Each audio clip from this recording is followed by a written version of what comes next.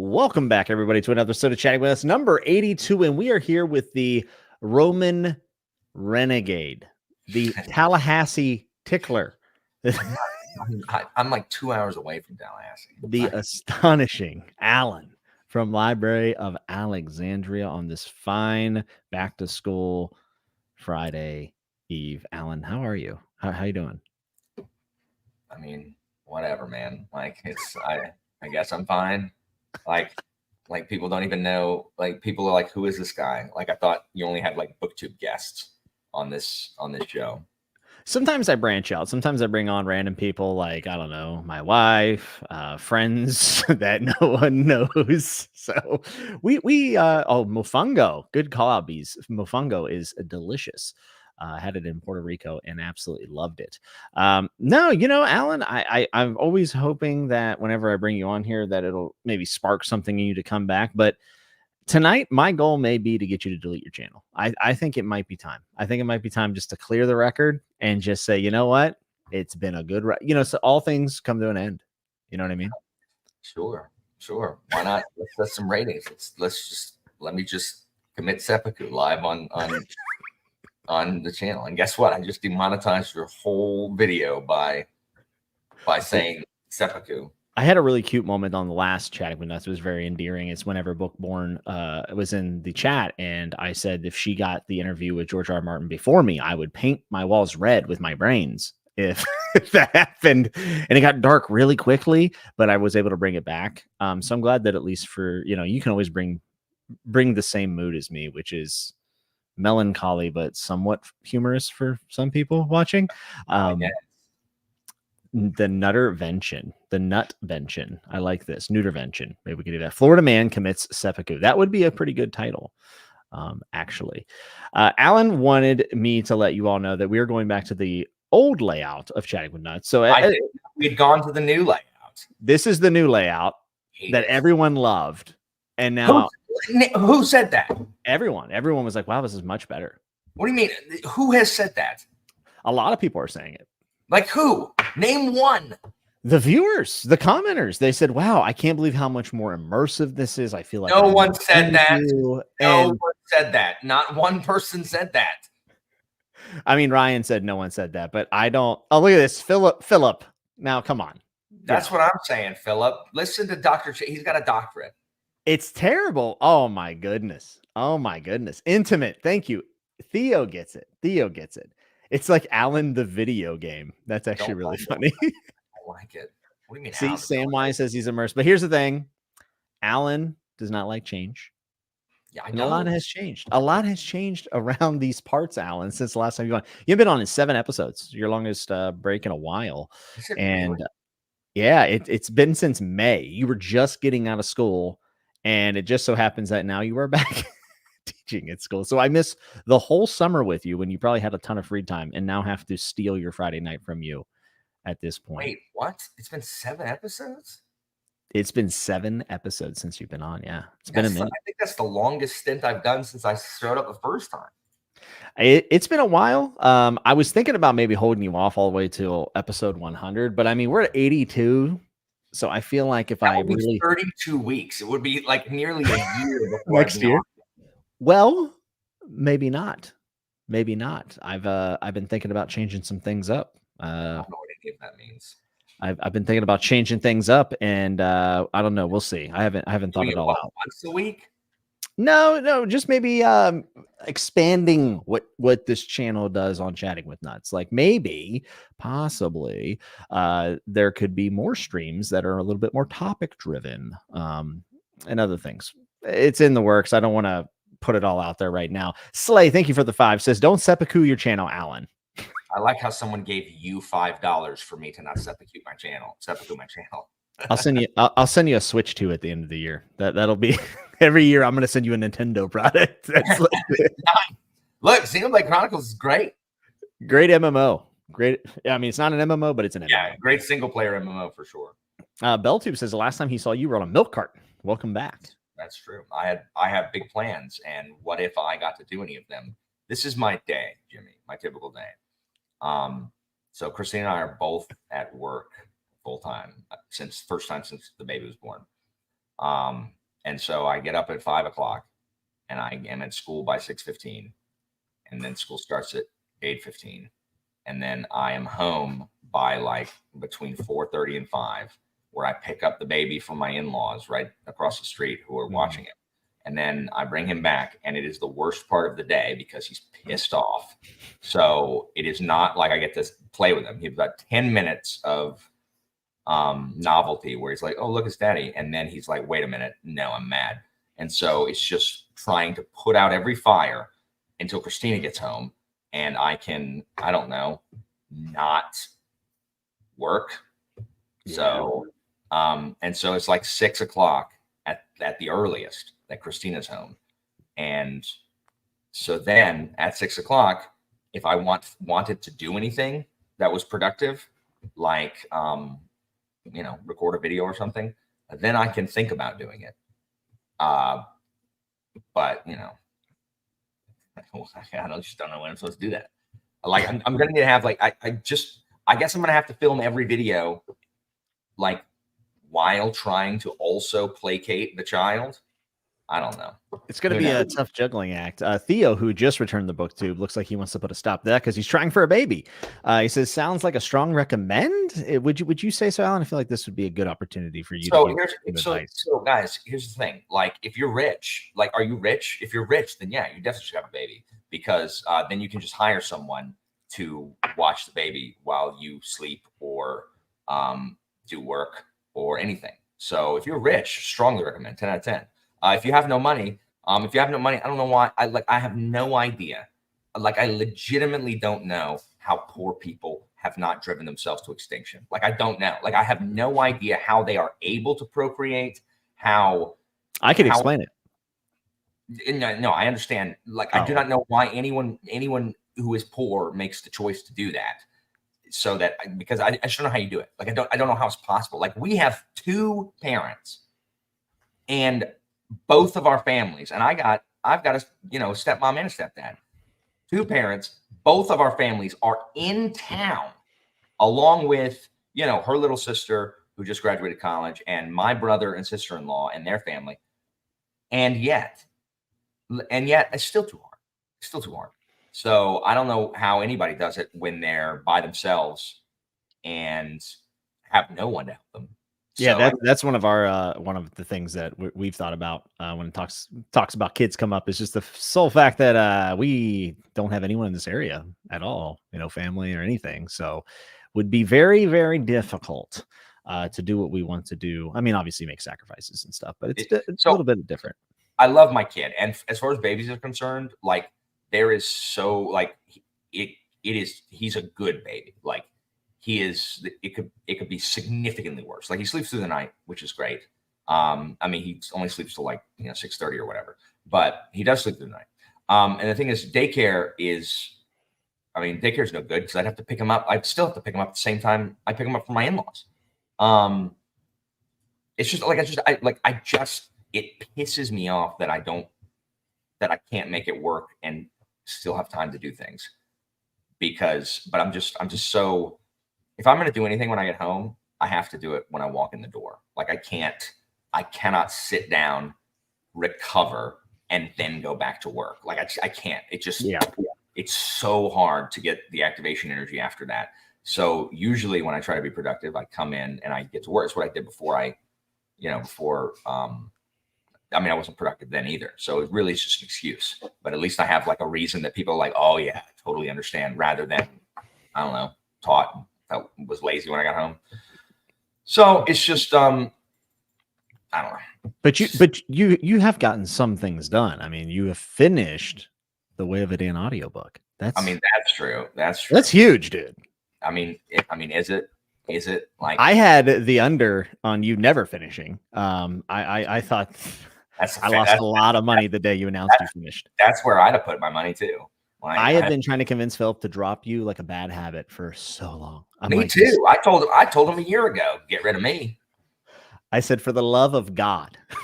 That's what I said. I said, why on earth did you hire me to start with? And if anyone needs help with the birds and the bees, specifically bees knees, can help you out with a few book recommendations, mostly centering around jacked orcs on the cover, from what I can tell. Yeah, round of applause for Alan being able to actually get it done, get the audiobook done while being a dad of an adorable child that is now on screen for those who are watching the video portion of this. Atticus is just absolutely adorable. See, he doesn't look angry. He looks pleasant. Oh, he just had his bath. No, He likes. Oh, we skipped the bath. All right. Well, he's fine now. He's tired, and I just don't understand, and no one can explain it to me. They're like, oh, it's just like that. Why will he just not go to sleep if he is tired? If you are tired, go to bed. You don't have any responsibilities. You don't it's not like you need to finish reading your book. Like, just go to sleep. This is the only time in your life that you can sleep whenever you want if you are tired. Like, just go to bed. So he just lays there and I think I like it. While he's rubbing his eyes because he can't keep them open. Go to sleep, you freak. Can y'all hear his hiccup? He's got the hiccups currently. He has the hiccups a lot. That's because he's a big fat lard who eats too much. Or eats too fast. Tremendous. Absolutely tremendous pep talk. I like it too, though, is like, we know that, like, if we go eat the McDonald's McFlurry, like, we're gonna feel bad, but we still do it. It's like, well, just don't eat the McFlurry. And it's like, well, but I'm gonna eat the McFlurry. We have conscious thought, Jimmy. Our thoughts are conscious. Are they? What is he thinking about? Nothing of anything. He's looking. He wants to know what these screens are because we don't want to look at screens. And so right now he's just like, what is this? Why is Dad both here and there? The dopamine is running wild in that little system right now. He's like, this is the greatest thing I've ever seen. There you go. Now, how is Atticus's head measuring up? Because I know you were concerned about the cranium. Head. No, he's got a big cranium. Okay. That's the Walker way, as they call it. The diameter king, if you will. Atticus just is downright adorable, though. I mean, he is a cute baby. Like, you gotta be happy, healthy, which is great. Yeah. He's super healthy too.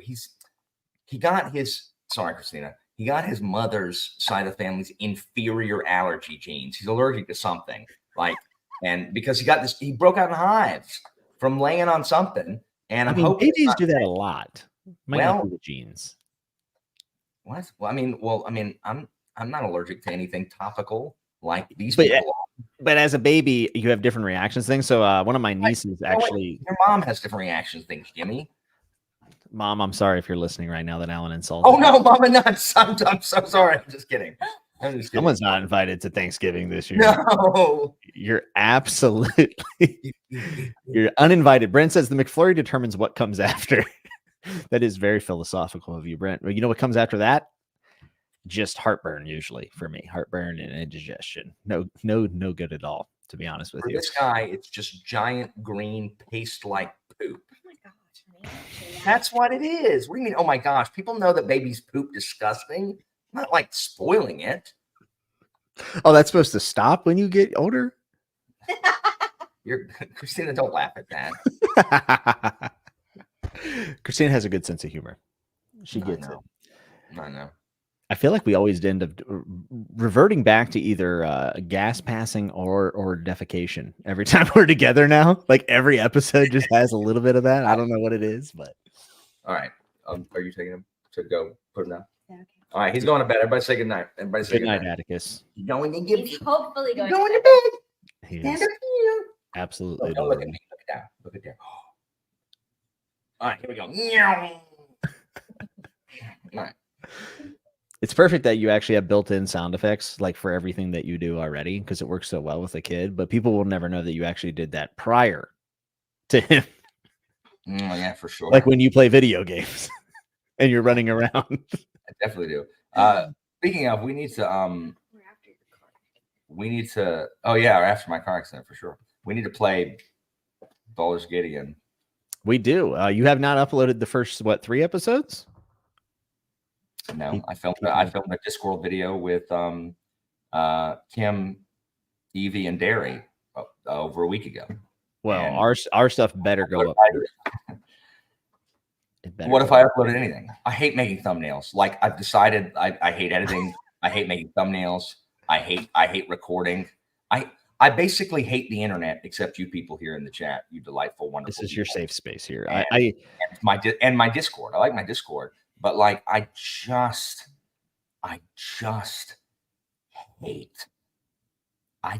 hate people on the internet. And I've been really trying to be more positive. Like, and I have. The last couple of weeks of school have been really good. But I just can't handle how people are on the internet. Like like we were talking slightly, right before we came on, like the homogeneity of discussion about anything on the internet, like everyone has the exact same things to say about exactly everything in the exact same way. And it doesn't matter if it's politics. It doesn't matter if it's the new Rings of Power or whatever. Well, no, it's talking about that. It doesn't matter. Like, it doesn't matter what it is. Everyone says the exact same things, the exact same way. And heaven help you, should you either A, deviate from the majority opinion, or B, have the same opinion, but talk about it in a different way. Right? You're cooked. There is one opinion. Jimmy, there is actually only one way to enjoy anything. Any one thing can be enjoyed a single way. And if you do not enjoy it that way, you are a moron who does not actually enjoy that thing. And I just don't grasp what it is in people who think that, who just think that they can talk to other people the way they talk to other people. I just don't understand it. I just don't get it. Y'all, seriously, guys. This is what I'm telling Jimmy. This is the great irony, guys. If there's one thing you know about Alan's channel, I don't like anything popular, right? I don't like anything popular. It just so happens that for 20 years, I've liked one of the most popular things on the internet. And the great irony is, it doesn't matter. People still ain't going to watch my channel because I don't like it the right way. Guys, you didn't get the list of comments that you're supposed to leave verbatim for every single arc that's repeated 1,000 times? Seriously. I'm not kidding. Like, Philip had me on to talk about, what did we talk about? Water 7? Enish Lobby? What did we talk about? It was one of them. Marine Ford, maybe. I don't know. No, he ain't got to Marine Ford yet. If he had talked to Marine Ford without me, I'd be ticked. Talking about one of the arcs. And to be fair, on Philip's channel, most people were fine. Like, most people were nice. It was not the debacle of previous. But it's like I legitimately don't want to watch One Piece anymore. Like, these people have made me not like this thing that I've liked for forever. Like, I don't want to watch it anymore. I don't want to engage with it. I don't want to know what happens. I don't care anymore because you're not allowed to not think that Oda is the greatest auteur who has ever existed. And every single piece you have to absolutely think is the most brilliant, stroke of creative genius. And if you don't like things, and what pisses me off is that when I was talking with Murphy and them about it, they would get mad that I've spoiled crap, right? Well, yeah. I'm saying that I don't like a character, right? And they're like, oh, I demand that Alan explain why he doesn't like this. How dare he? Oh, Philip, he's this great thing. I'm like, you want to know why I didn't tell Philip why I didn't like it? Because that would spoil it. It would require me to talk about everything this person's done the whole series. So I didn't mention that because y'all say you don't like it. Bro, you can't win. Okay, listen. You can't win. And the best thing is every one of them thinks that they're one of the Straw Hats. Like, oh, Luffy and Usopp they're all fighting against their weaknesses and fighting against the Tenryubito, the celestial dragons who are just terrible people. Every one of those douchebags that comments meanly is exactly the most elitist, exclusive piece of trash I've ever come in contact with. It's you are exactly the opposite point of this anime. I would usually say you're being cynical, but I'm not. Like, I it is had exactly like that. I had to go through much of the same stuff with House of the Dragon season 2, which I did enjoy. I had things that I didn't love, but there was a lot of stuff I liked, and I think overall it was a good season of television, and I was happy with it. And me and Matt, the co-host of Bend the Knee, and really I'm his co-host, we got a lot of stuff in to just either we were being too positive and we were being paid by HBO or something, or we're too negative and we're book elitist. And it's like, you just can't seem to win sometimes. It can get really frustrating. I also want to shout out Theo, Rekindled Reader, I should say, is a YouTube channel name, for the 7 spot. Said, Jimmy, I'd like to purchase a smile from Alan. Make it happen. Alan, hit it. Like, I have autism. I can't smile. Smile. Do it. Oh, God. That's autism smile. Oh, you clearly have someone who hasn't seen me on your show before, because they're telling me to calm down. No, this is kind of the shtick. Also, Caesar, thank you for the super sticker. I wish StreamYard would make it actually pop up, but you guys can see it up in the chat if you scroll up. Mitch is my favorite. Please highlight Mitch's comment. Mitch is the GOAT. Samwise 5 spot, thank you so much. Very generous. Says, so glad to see my fave guest back. I'd love to hear Alan talk about Heroes Die again, and also his favorite Heroes Die is tremendous. Blade of T'Challa is garbage. Heroes Die is fantastic. I'm reading Heroes Die in September, Alan. Are you really? It's really good. Mm-hmm. Like, I really, really enjoyed it. And no, and like Sam, like no, like O'Brien and Thomas are terrible. Like, I don't like either one of them. I don't like either one. Oh, but Thomas has a redemption arc, so you can't not like that, right? Like, shut up. Like, what does empathy mean to you, Alan? What? What does empathy mean to you? What do you mean? What does empathy mean to me? It sounds like you're lacking. What? You're lacking empathy. A ton of empathy. Have you read Malazan? Compassion, yeah, I know, right? It's just, it's just frustrating. Like, Jimmy, I had one of these fools. Tell me that I was not media literate. Oh, bro. Trust me, I got that on one of my One Piece videos. I was told that. It's shame I have all those books back there, but I don't know how to read. No, it was like it's quite funny. I really liked the action and the cool powers when I was a teenager, but now that I'm an adult, I appreciate other things. It's like, guys, and one guy was telling me like, oh, well, he just doesn't understand the importance of this and this, and I ignore. I don't respond to comments, and Philip knows. I responded finally to one comment, and I said, hey, man, just because it's important doesn't mean it's interesting. Like, everyone thinks that if something is important, you have to love that. No, I freaking don't. I don't care if it's important if I think it is boring. Get out of my face, you mouth-breathing neckbeard. Like, just stop. Like, you like a children's show. Like, sorry. Like, just stop. As an adult who is now still watching my shonen anime, which there's nothing wrong with, of course. I love shonen anime. I know. I love One Piece. Okay, One Piece. to like fight. Like, you. Here's the thing, Jimmy. I'm gonna post an Attack on Titan like characters tier list. Oh, no, I'm gonna get a ton of trash. But the thing is, Jimmy, I don't care. Like, Attack on Titan isn't meaningful to me. I liked it. If someone comes at me, I'll just be like, hey, guess what? Block. But I don't care. The problem is that One Piece is a personal thing, and I brought it and I trotted it out to like an old memento, being like, oh, hey everybody, look what I did. And it, like, for people to just like knock it out of my hand and relieve themselves on it, like, that is where the bee in my bonnet is on this. I don't care that bees knees. You come at me. Armin, not S tier. If there's a cry tier, he'll be in that. C for cry. That's the highest. No, it should be. I want to see the ocean tier, and it's all the way at the bottom. Guess where Aaron's going? Bottom. The Mariana Trench is where he's going. Trash tier. Kai says nuanced character development. Bah, watch this dude get ripped and turn yellow. To be fair, that is pretty cool. Not gonna lie. I'm just not gonna have someone call me stupid because I'm not. And then and look, I love Murphy. It's fine.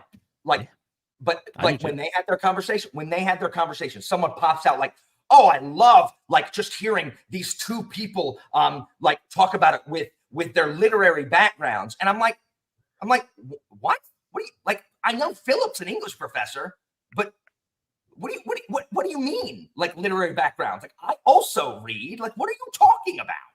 Yeah, but you don't read serious literature. You're right. I'm not popular enough. Oh my God. This should not bother me as much as it does. It really shouldn't. It really shouldn't.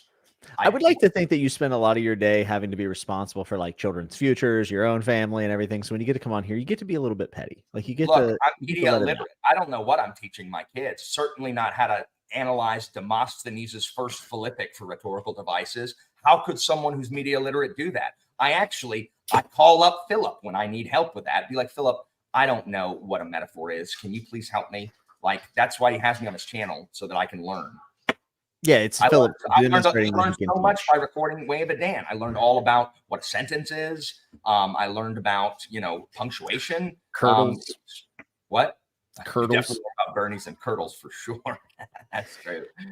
So when are we going to see the audiobook, bro? Oh, I finished my pickups because I had like 400 errors. And I'm just like, it's a lot of errors. Philip, some of the times they're errors. I'm just like, what if Philip wrote a better sentence? Like I said what the sentence should have. I have to fix it. Like, because I didn't read them ahead of time. So I'm back there trying to like record the pickups. And I'm like, what's wrong with this one? And I'm like, Philip, what I said was better. Like, you're just making live edits to the book. No, my brain reads it how I think. Like it's a lot of me putting the word that in when he doesn't have it. Like he saw that she did this. And Philip says he saw that.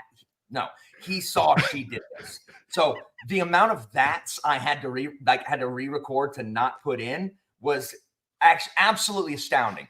And like I'm just like, Philip, what if you just used the that for the indirect statement instead of can we go back? Can we reprint all of these books and send out some updates on Kindle Unlimited? See what you can do. And the problem is like fully 10% of the pickups are oh man. When I look at them, I'm like, no, because it's all like 10%. One out of every 10 is this enormous paragraph, like this enormous sentence. And I'm like, Philip, why is this one sentence? Because I messed up one thing. I said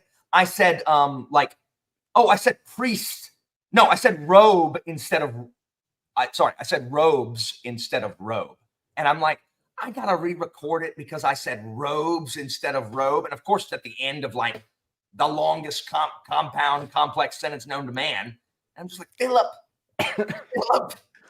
We all want the Allen cut. It's like the Snyder cut, but way less edgy. I think that this would be good. It's a lot of me going, because I can't get this voice right. Or Christina, no water. I got to tell you, man, when you do immersion reading, like I do a lot of audiobooks and physical at the same time because I'm a weirdo, and it is shocking how many times the text is not aligned with the audiobook, like very different. And I'm like, whoa. Obviously, theoretically, there's X amount of like X% of the text has to be the same because of whisper sync.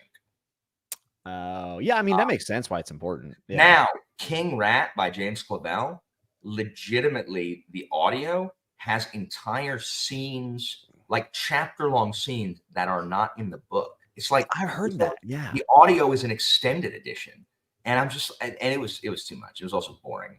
So, oh, you're not gonna finish it? You're done with it? Yeah, I DNF'd it.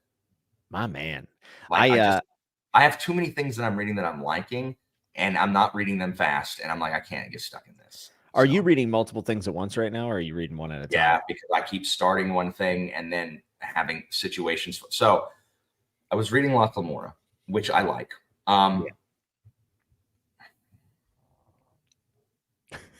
The question that is that has just completely Sanderson lied about his RPG. Shut up.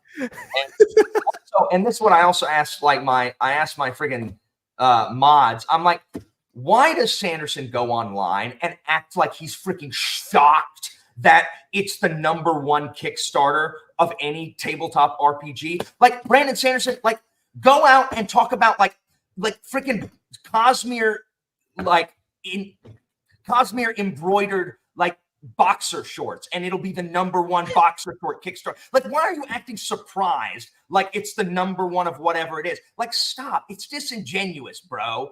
Well, if we're going to complain about Sanderson, I do have a legitimate complaint, and this is very I'm tired of hearing his big dumb voice. Like, just lumber over somewhere and eat some toast. Okay, here's my problem. Are you ready for this? It's very petty, but this is very specific to us, and I think people might understand where I'm coming from on this.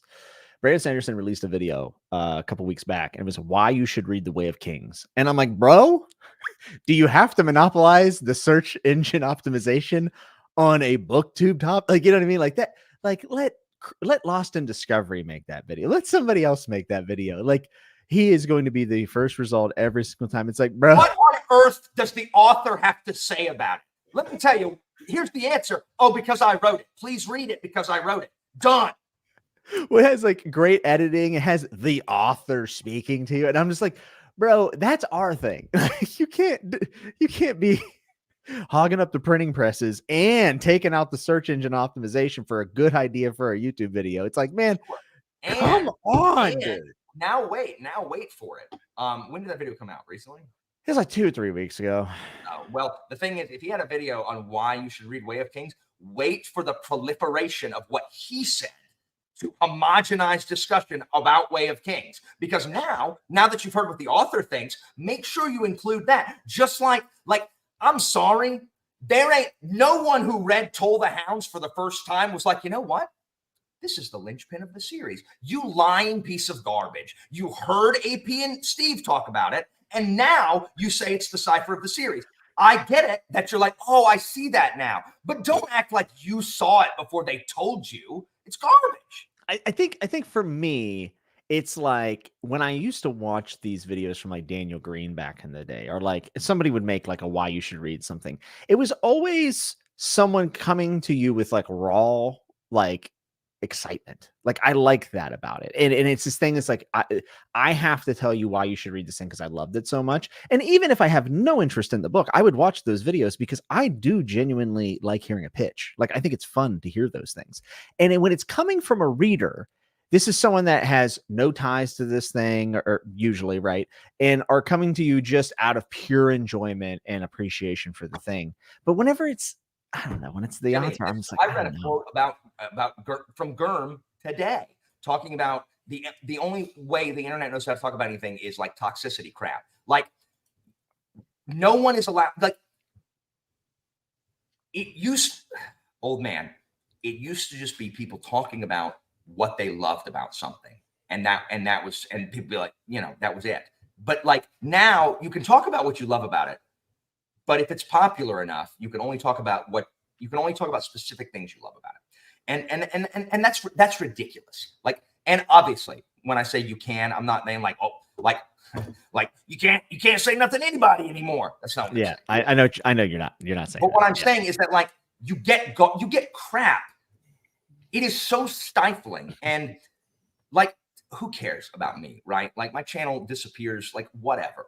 But like for people who are like trying to start up, and people who like are genuinely like excited and have enthusiasm for something, for people to go in and like poop on that, I see people talking about stuff that I think is stupid, and I'm like, oh my gosh, why are you getting so excited over that? You know what I don't do? Go in their comments and like pop their balloon. I'll just be like, that's stupid, and move on. Because or if I'm feeling benevolent, I'll be like, you know, I love your passion. Done. You know what I mean? Like, yeah. Because that's true. Like, that's at least not a lie. We have lost the ability to let stuff go. Like, no one can let any perceived thing. And I'm not talking about venting about it with your friends, which is what I'm doing right now. I'm talking about the people who literally tell Murphy, like, hey, can we poll the audience to see if this guy comes back on? Because like your viewers, like you should poll your viewers to see if you ever talk to your friend online again. Because the viewers should have a say on whether or not you talk to your friend online. Where were these people's parents? Like to teach them that when you do that, like you are a grade A, no, like you're prime USDA a-hole. USDA a-hole is a great, like fantastic. I just don't get it.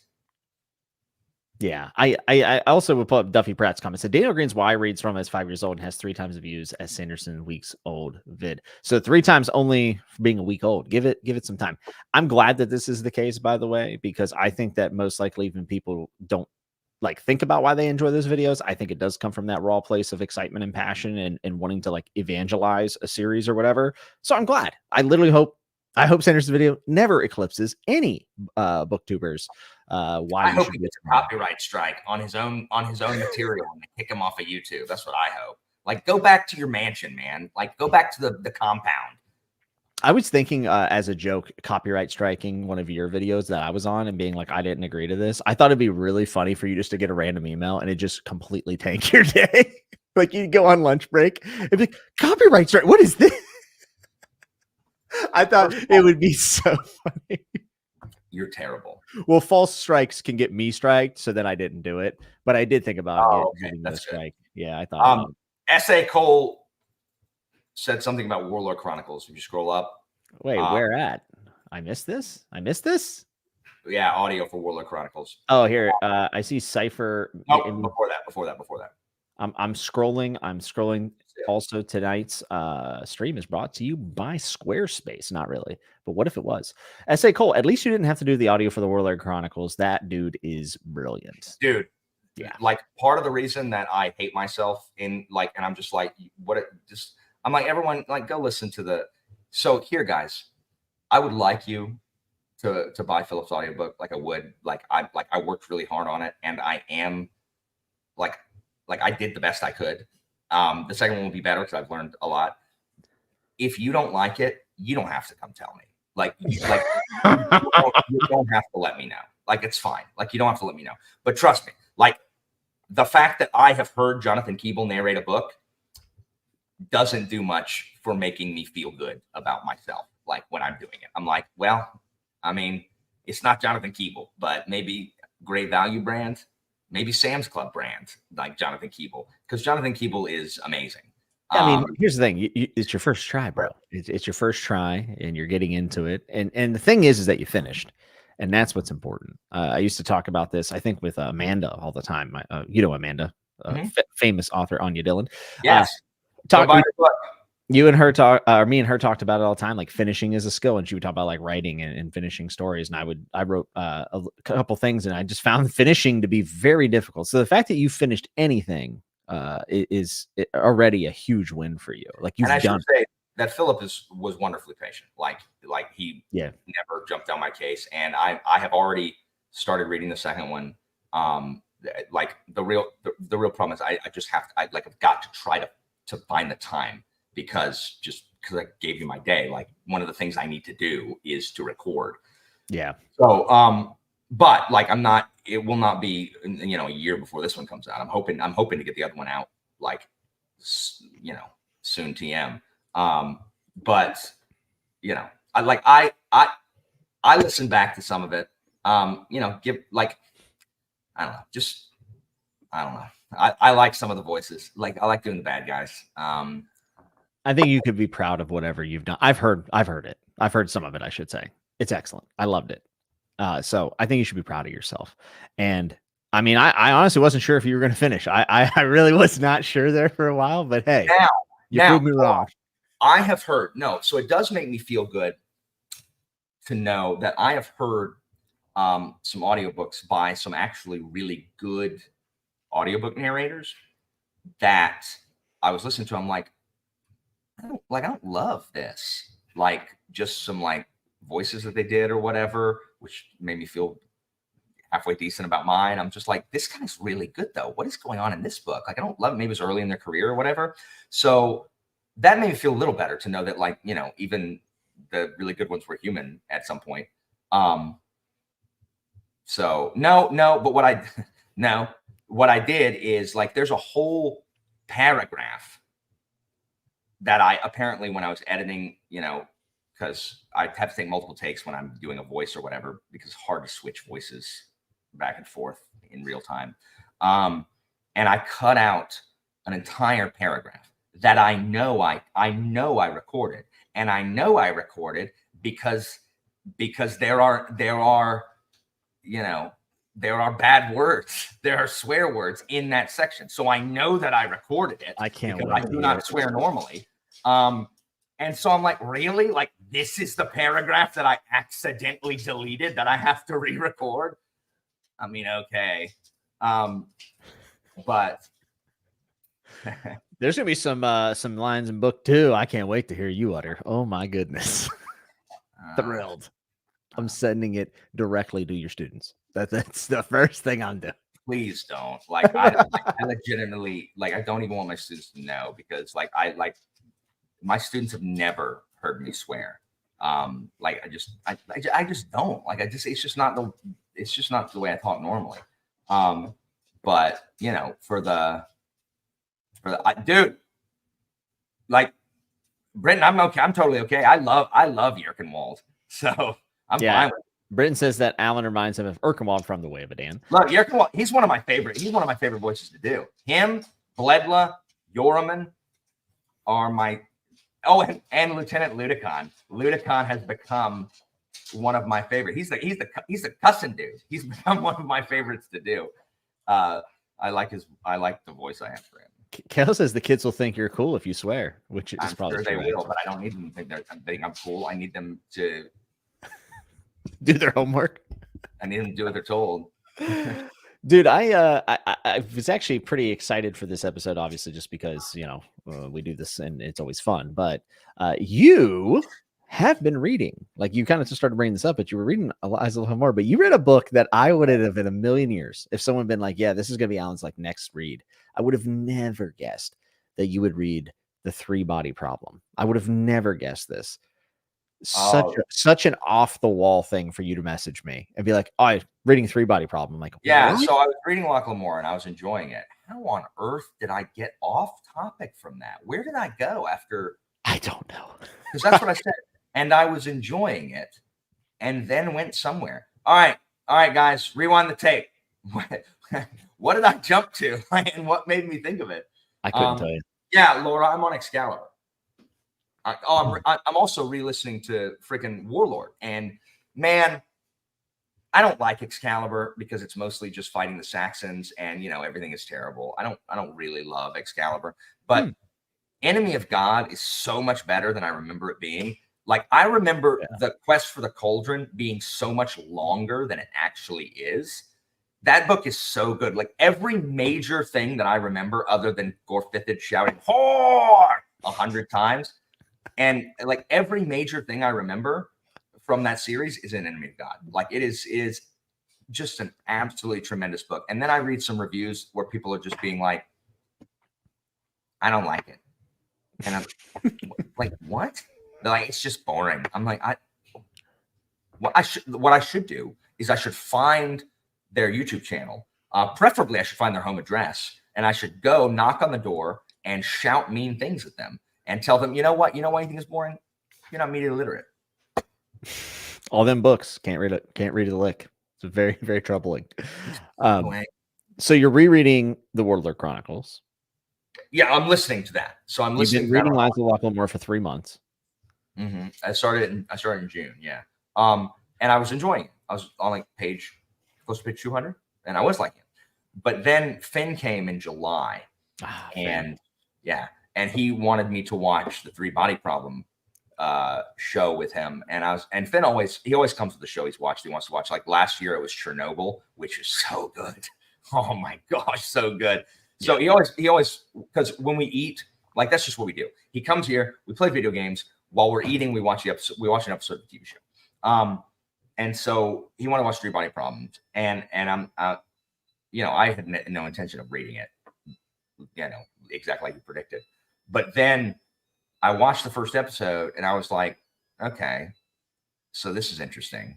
So we can't watch anymore. Sorry, bud. Because I wanted to read it. I didn't want it to be spoiled. And the thing is, like, so I read it. And then when I finished it, well, Christina, while I was gone, it is, Laura. It's our dryer. Christina read A Man Called Uwe. And, she just had big feelings about that. And, she was toying on whether or not she wanted me to read it because she thinks that Uwe reminds her of me, and that I'll be sad if I read it because, and you know, and I was enjoying that too. But then Finn came back. For another Finn is a common denominator of issues. Yeah, like we gotta get rid of this guy. So Finn came back, and we watched the rest of the 3 Body Problem because I told him I'm gonna read this before you come back, and then we'll watch it. And I didn't realize that because I asked everybody, like I asked people like Kyle and other people in the Discord, like, hey, can I watch all of 3 Body Problem only having read book 1? And people are like, oh yeah, it's fine. The last 3 episodes aren't in book 1. And I'm like, what? To be fair, I told you that they brought up stuff. I knew that. Yeah, I know. And I said that I knew that, but I was like, no, it's not a big deal. Like, it's a pretty big deal. 3 episodes are not in book 1. So we only watched the first 5 episodes. And so then I'm like, well, I guess I gotta read the other books. So then I picked up Dark Forest and put down Uwe. So now I'm reading Dark Forest. And here's the thing. Like, I'm not certain I liked the 3 Body Problem show very much. First of all, guys, if y'all have seen the 3 Body Problem show, Augie is one of the worst. It is one of the worst performances I've seen in a TV show in like ever. She is so freaking bad. She's so bad. And every time I'm like, Finn, why is that? Like, Jin is excellent. Stall is fine, if pointless. Guy with cancer, don't even know who you're supposed to be. Samuel Tarley, not in the book. I thought he was great, though. I thought he was great. He's fine, but it's like, hey, you know what? We don't actually have any dialogue to write. Let's just have him drop an F-bomb. It's like, what if you gave him something to say? I thought he was really good, but like, what if you and who's Tatiana? What is this? And then, like, what's his name? Who's freaking Davos? Who's Davos in that show? What's his name? Oh, he's I don't remember the name, but he's like a power figure, right? He's not in the books. Great performance again, though. Da Shu's amazing. Like, I love Da Shu. The detective, love that guy. And Benny Wong, tremendous, so good. He's so good. But she is so bad. Like, Augie's so bad, and Finn's like, no, I'm like, Finn, you are literally saying she's good because she is moderately attractive. And he's like, so? I'm like, Finn, that's not a good reason to have an actress because she's attractive. She's bad. Yeah, I didn't necessarily care for her. I actually do like the show, and Brent said this earlier. I actually agree with both Brent's points. He said the show really improved on cameras that were the book characters. Like, the characters in the show are definitely better than the ones in the book, I think. And then the second half of Dark Force and Death's End made the 3 Body Problem better, and I agree with that as well. Like, I really love where everything ends up going. Dark Force is probably my favorite, maybe. I'm reading that currently. It's real close between 2 and 3. But I thought the show, I mean, I hear you, and I don't think it's a perfect show, but I thought it was pretty darn good. So here's my problem with the show. My problem with the show is that I don't know why, like, they did not need Augie. Like, Jin and Jack could have served the purpose because Jack is he did not have to make his money in snacks. It could have been nanotech, right? Like, that's the only reason they need Augie is the nanotech. Yes. Jack being a snack mogul doesn't make any sense. It's like, so he could have been that, and Jin could have served the other purpose if they needed to break Wong into multiple characters, which is fine. Okay, well, guess what? Guess what, Brian? Go to my YouTube channel and leave me a comment telling me how I'm not media literate. No, he's saying that our show is perfect. Oh, like me and you. Calm down, buddy. Calm down. We're pulling that chain a little bit. So, like, Augie didn't need to be there. Like, she kills every scene she's in because she has no response to anything that's going on. None. She just makes this face. I make that face a lot. And smokes. That's what she does. That's all she does. I smoke and a lot. I also don't understand why the lights went out for everybody when it's just Wong in the book. And so I get it. Like, I get the character stuff. That's fine. Here's the main thing I don't like about the show. They truncated the game. I knew that was going to be. I knew it. I knew you were going to be mad about it. Because the game is so cool. The way Wong figures it out in the books. It's so cool. And the fact that you don't have to be invited into it. It's literally a website you go to. You just have to put on your freaking Oculus Rift and go to the website. Like, I kind of like the show. I don't know. I don't know. I didn't have much of a problem with the changes, but you were really into the game stuff. Like you love it's so good. I loved it. I loved the 3-body problem game. In fact, because also I had forgotten that the 3-body problem is a real paradox. Like it's a real thing.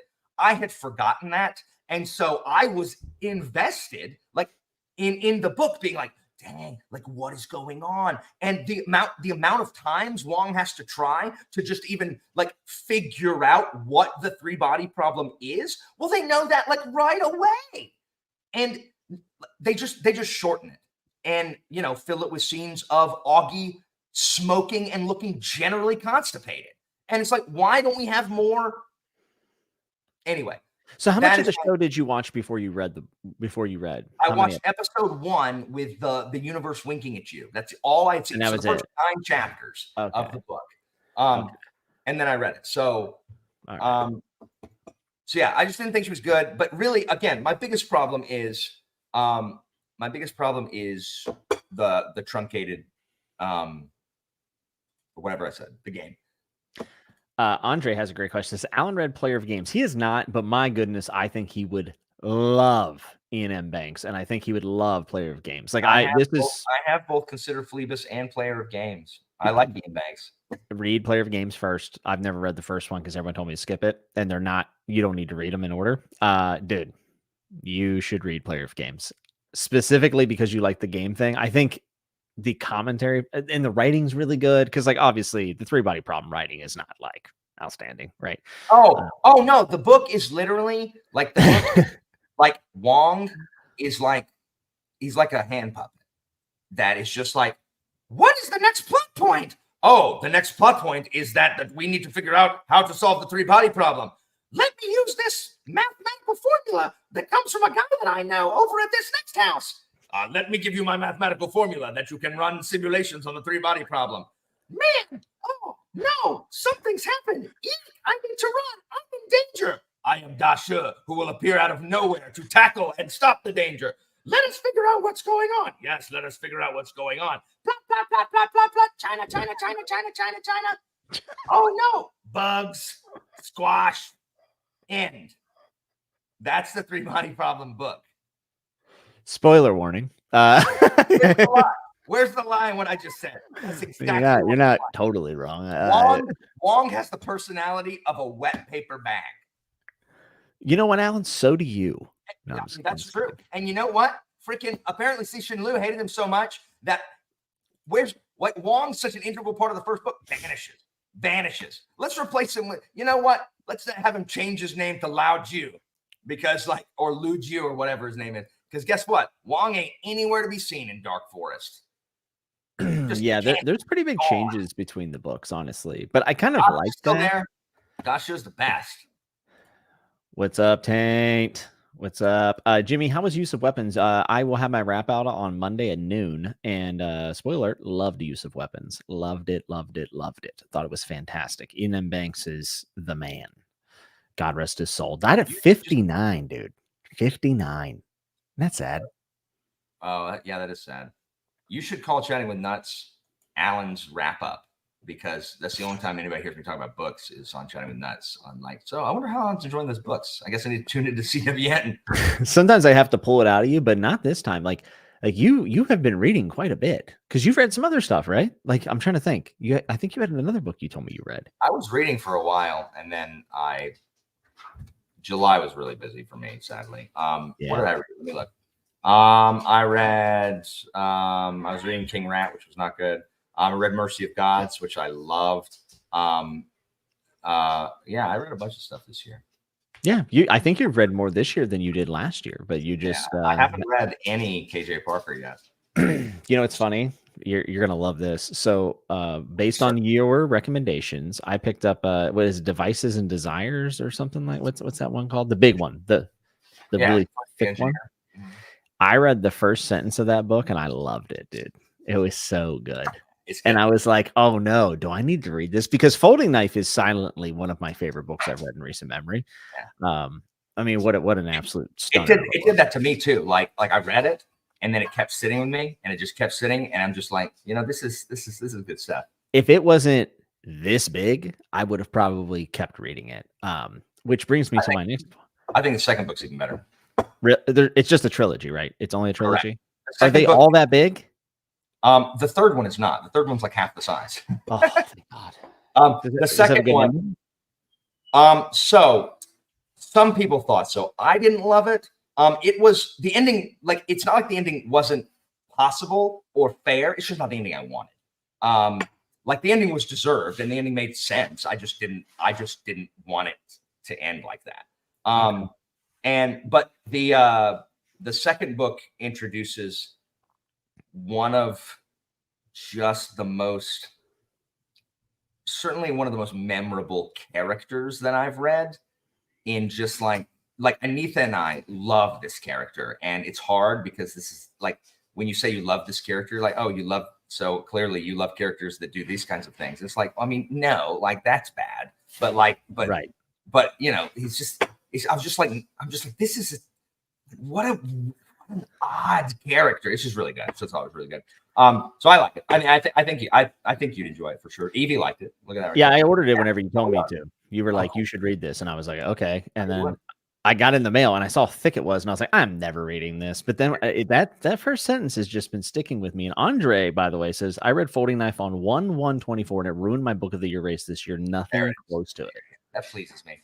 I wanted to read. Yeah. So like, there's like, when people are talking about Mercy of Gods and they're like, you know what, I just heard a lot about it, and you know what, I just didn't like it, or I'm liking it, but I'm not, like, I'm just sitting there like, okay, you should have asked me if I thought you would like it. I would have told you that no, you won't, you're not going to like it, or you'll think it's fine. Like, if you were listening to me, if you were getting my recommendation from me, like, you should know better.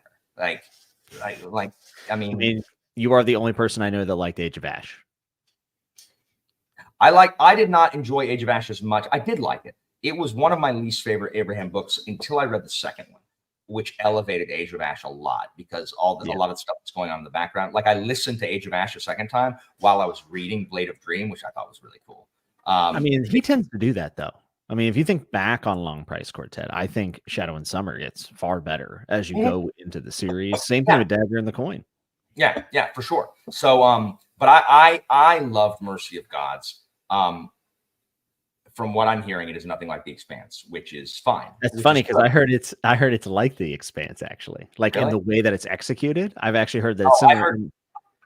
For that, some people don't like it because they feel like the characters are a little 2D and that type of thing. I've heard people didn't like it because it wasn't like The Expanse. Like, so yeah, I had no preconceived notions going in, and Mercy of Gods just was like, it was just like on my ranking thing. Like, I don't know if I'm going to count rereads for books like top 10 books. Like, it was at the top, but then I finished listening to Enemy of God, and I'm like, well, I mean, I like Enemy of God like more than most books, so I mean, that's going to go at the top. But I've read that already.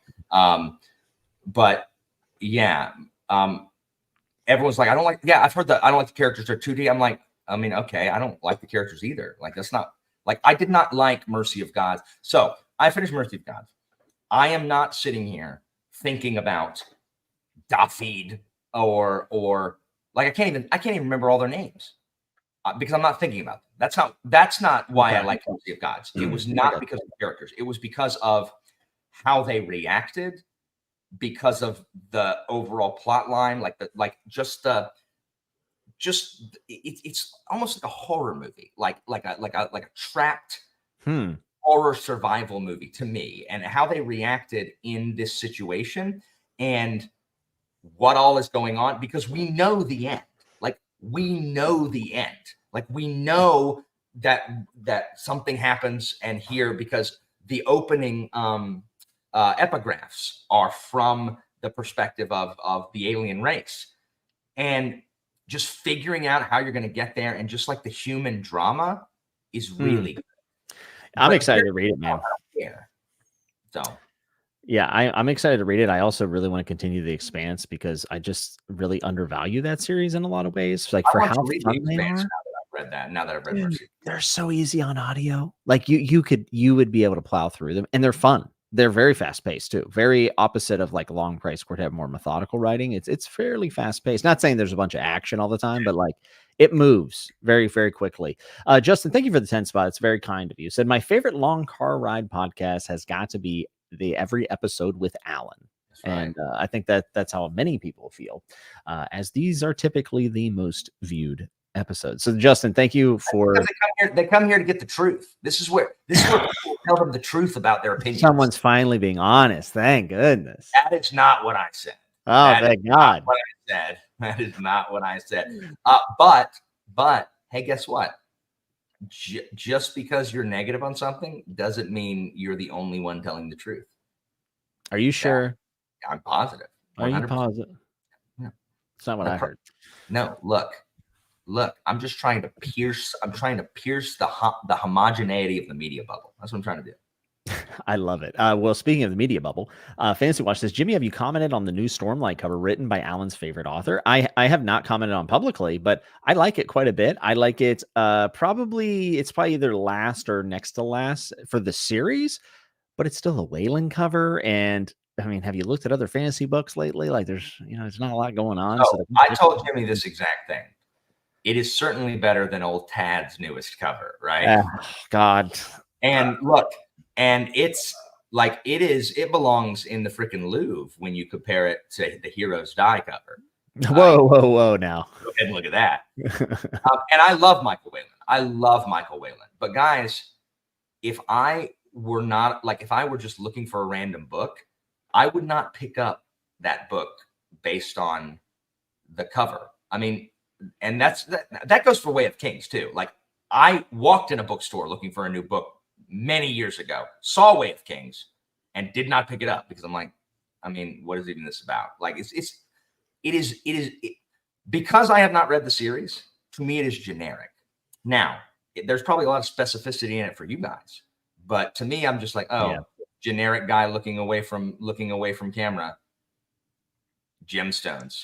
Well, I will say this about the Way of Kings cover. It's actually not at the first glance very evident of what the Way of Kings cover is actually, even as someone who's read the series. And then you learn, but like the Way of Kings cover is iconic because it's the Way of Kings. And it's like one of the best selling books in the last, 10, 15 years.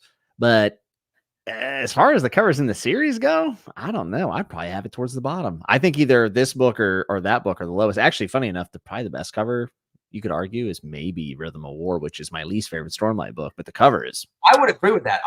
The Rhythm of War cover is interesting enough, despite having wretched Shalon. They should have some people laughing in the background saying, ha, ha, ha, ha.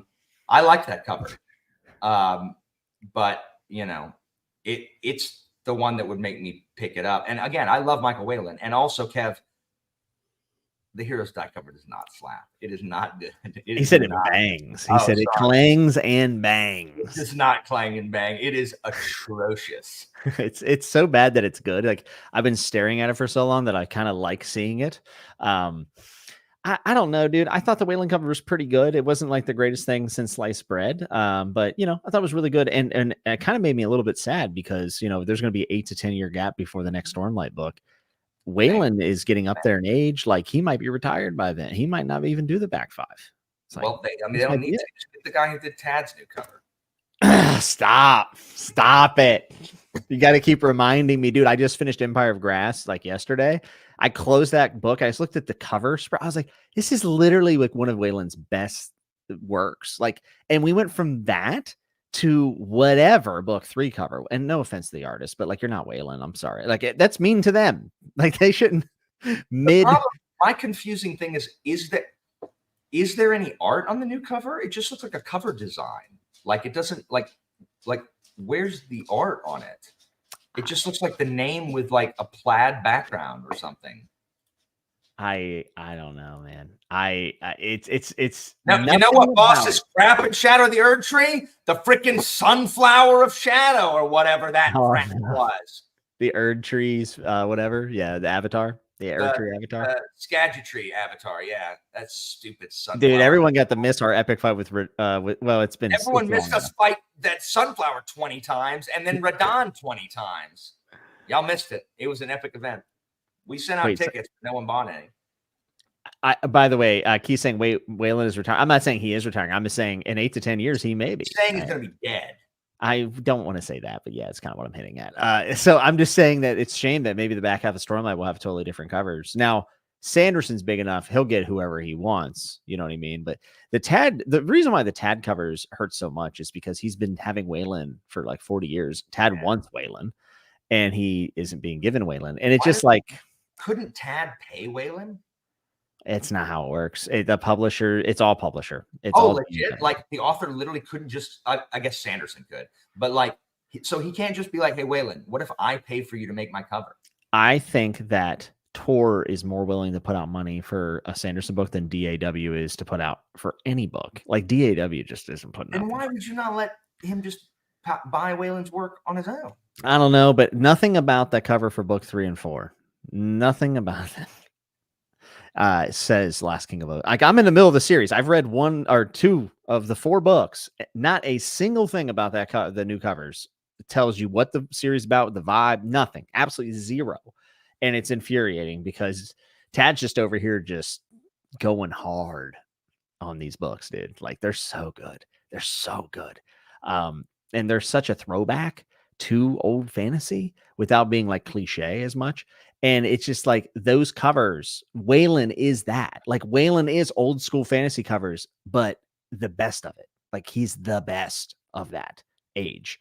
And I think Tad's the best that age. And now he gets these stencil covers and they look like shit. And it's very depressing. It makes me upset, obviously.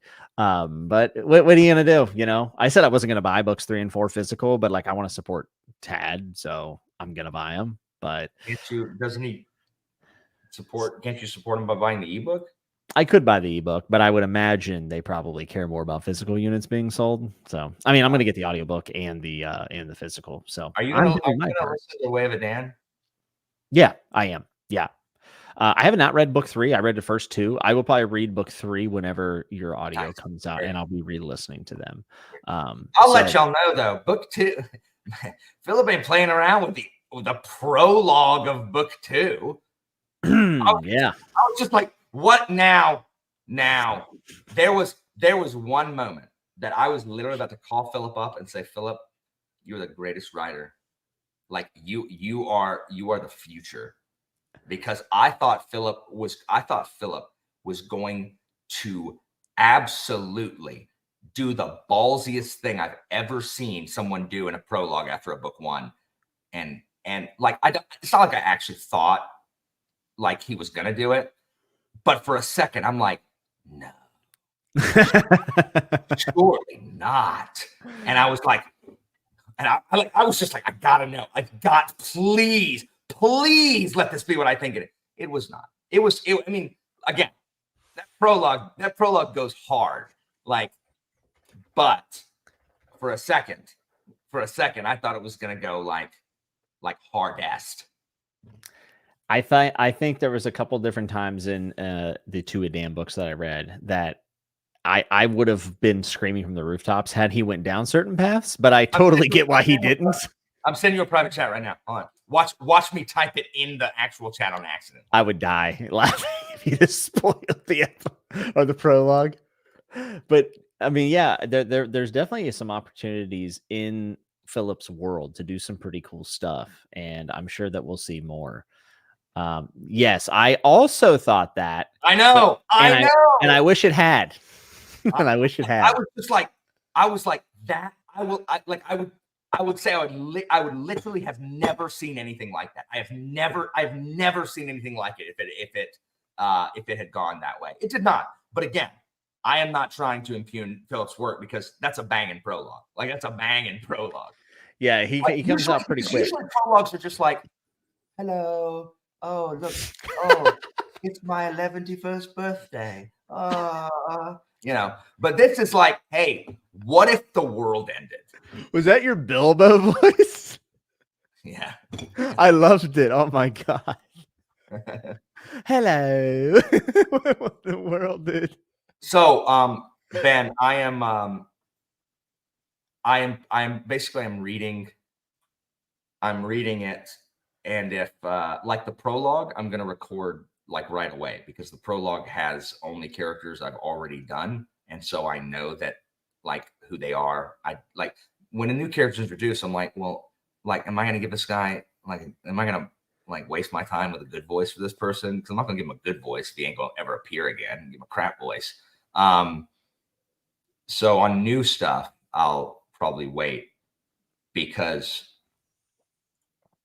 part of the challenge I had when recording is it was just so long after I had read it. And I don't want it to be that way. So Yeah. it's a mix of both. Ben. Hi, Joanna. How are you? Happy birthday. From several days ago. I haven't come up for air for 3 weeks because school started. Was this the end of the third week? Surely not. Oh my gosh. I think it's your second week, right? Oh, it's the end of my third week of school. Almost done. No, it's not.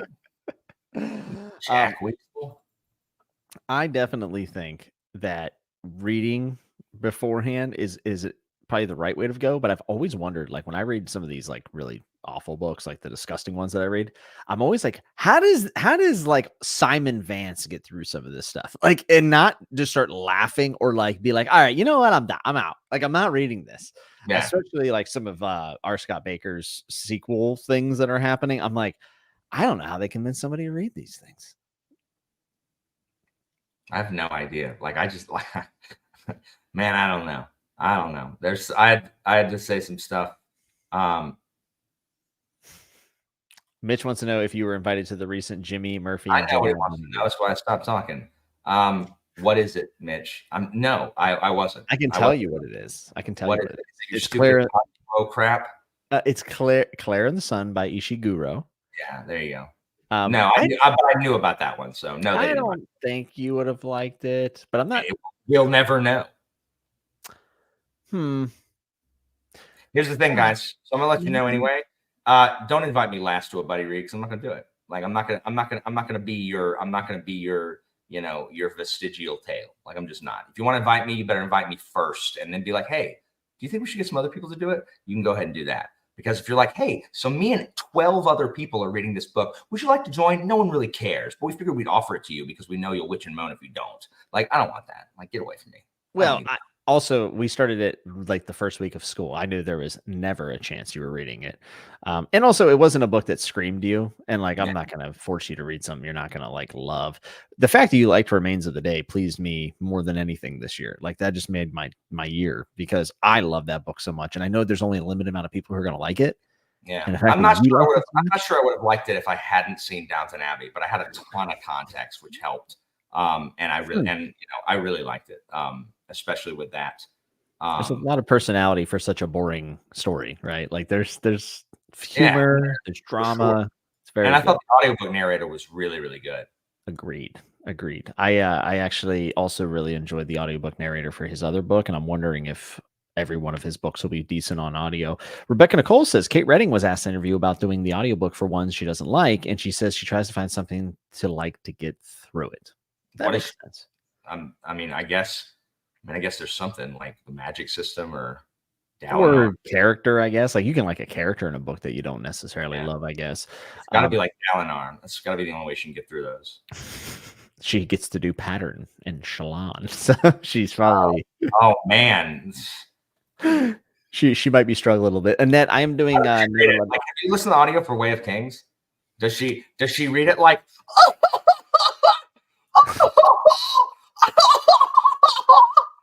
Is that what she does when Shalon appears? She actually breaks the fourth wall. And she goes, guys, I'm so sorry. This chapter is so funny. I can barely read it to you now. Okay, so that's another example of people doing what they're doing. When you say you hate Shalon and you've only read book 1 of Way of Kings, people like jump down. Like, whoa, oh my gosh, she's amazing. Hey, I'm making this observation based on not even 10% of the page time that this character gets. Why don't you give me a second and like calm down? I don't understand why people, and anyway, whatever. I could see you liking Pale View of Hills. I don't know what that is. That was Ishiguro's first book, and it's based in post-World War II Japan, and very troubling, but very good. Very, very good. Really like it. I shouldn't say it's like post World War II, not in the idea that it's like the next day or anything, but it's like society in Japan dealing with it and also not dealing with it in some ways, and guilt and that kind of thing. I really liked it. It's super duper short too. It's a fun book to talk about if you read it alongside somebody. So if you ever want to read it, I'd reread it for sure. I read it by myself, but I found that a lot of the conversation I found online about it was actually pretty interesting, which I can't always say. It's okay if you hate Shalon. I like Shalon, but you know, I'm not like the biggest Shalon fan of all time. I liked her more toward the end of book one. I just like I don't understand when people try to defend her intro chapter. Like, it's indefensible. And the thing is, I don't understand how it got through an editor. And people try to say all kinds of things like, "Oh, it's supposed." She knows that it's terrible. It's supposed. I don't believe you. I don't think Shalon knows that it's terrible, but I think we're supposed to think she's terrible. When I say terrible, by the way, not like a terrible person, terrible humor, just to be. No, I think this is a man who's genuinely trying to be amusing. And you think so? Yes, because it's not bad enough to be like, it's not. I refuse to believe it's purposely bad. I don't know. That's so I'll give you how I saw it, and maybe this will make sense, maybe it won't. But Shalon, and this is not really spoilers. So Shalon's interacting with Yasna, who is actually brilliant, and I think pretty well written, actually. And I think that we're supposed to see the little fish coming to the big pond, and it's supposed to be like juxtaposed with Yasna, who is actually. I'm going to say Jasna, and if someone wants to come at me, I'm going to say, "How do you know? Where's the pronunciation guide? Where's the pronunciation guide?" I just say Yasna because it's how we would have said things in jujitsu. Oh, okay, yeah. And people say Yasna because that's what freaking Sanderson says. But if you had never heard him talk, why on earth would you think it's Yasna and not Jasna? Unless you've done jujitsu. With a bunch of Brazilians. But I'm not okay. So I'm not talking about Shalon's arc. I'm talking about her introduction in chapter 3. That is it. I'm talking about that scene specifically. I think she's much more tolerable for the rest, like the stuff with Yasna. In the first book 1 of book 1. I think that's better. But her introductory scene is it's indefensible. Like, it's just so bad. It's so bad. Well, if it makes you feel good, everyone's agreeing with you and telling me that I'm wrong. So I guess I'm gonna leave. Alan left. I might as well leave. I mean, why not? Might just spin my chair around in circles here. I've been thinking a lot about spinning lately. You know what I mean? Just rotating. No, Andre, it's jujitsu. Guys, jujitsu. That is say stuff. That is I am talking. What are you talking about, Alan? Get your coffee and sit down, okay? I didn't give you leave to move, mister. You didn't have the hall pass, okay? Shut up. People are agreeing with you. Everyone agrees. So Anita, when are you back? You're tripping my style, not being able to like respond on a dime. I literally forgot about Anita. I thought she was gone. That's crazy. She's gone. She's in India for like 6 weeks. I hope she's having fun. Dylan says, just finished The Secret History by Donna Tartt. It's about pretension, privileged college kids who study Greek and do murder. I want Alan to read it so much if he has not. I have it, but I have not read it. You want to read it together? There's an open pool on whether or not I'm going to like it. Some people say I'm going to love it, and some people say I'm going to hate it. It could be a Beartown situation where like you like it, but you hate everyone in it. That's possible. Frederick Bachman, man, is like he just has a way of writing, and I just don't. It's hard to describe. Like like he says things that aren't particularly like on the surface. Like the meaning of it is like, okay, yeah, I've heard that, but just the way he puts it, it's just like I have teared up, like a crying, like a couple times already in friggin' Uwe. And then I feel bad about myself because I'm like, yeah, no, I get it, Uwe. No, I get it. Go on your channel and talk about One Piece, Uwe. That'll help. Do you think I'd like that book? Do you like Frederick Bachman? I do. Well, yeah, I love Beartown. Was phenomenal. Then yeah, it's not. I mean, it's not as exciting about it, but it is certainly a character study. And yeah, I mean, he's just a good writer. He's just a good writer. He's really Amanda good. said that I would love Goldfinch, which is also by Donna Tartt, and she also said she cannot even imagine you liking The Secret History. So I will read it with you if you want, because I actually have not had the chance to read it either, and it's been pretty high. I've had it forever. I think I had it before BookTube. Actually, I think I had a copy of it sitting around somewhere. So if you want to buddy read it, I'll let you know if I never get through anything. Why? Yeah, there's no rush. It would help if Dark Forest didn't have 200-page chapters, and now I'm at a 300-page chapter. Like, what are you doing? I did those almost exclusively on audiobook, and it made it a lot easier. I think if I remember, that is one of the very, very few audiobooks I did while I was playing games, and all I was doing was running around Elden Ring on my horse killing stuff. Like I wasn't even doing any bosses, or like I was literally just roaming around in Elden Ring as I did that. So it's like there's been some cool stuff. There's some stuff where I'm just like, why is this book so long? Like, what?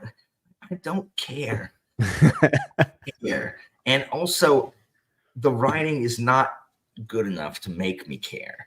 But there are some cool stuff, and I think I'm on the verge. I've got some suspicions, and so we'll see. What you are gonna love is my review for The Dark Forest. I will. Yes. Let me type and tell you. I'm very excited to hear this. Hold on. I found a lot of the stuff about just Remembrance versus Past or Three Body Problem, as everyone should just call the trilogy. I found that a lot of the minor details that were breezed over were way more interesting. And I almost wish that other authors were allowed to write in the universe. And I can't even say anything without really spoiling it, so I can't really tell you what it is. But like, just like cataclysmic events that are brushed over, like, oh, and this was happening for 6 months, and I'm like, can we please get a trilogy in that time? I would love for them to stop talking about the Great Ravine if they're not going to tell me what it is. Okay, if you do that idea for your review, that will literally be one of the best YouTube videos of all time. You could go viral.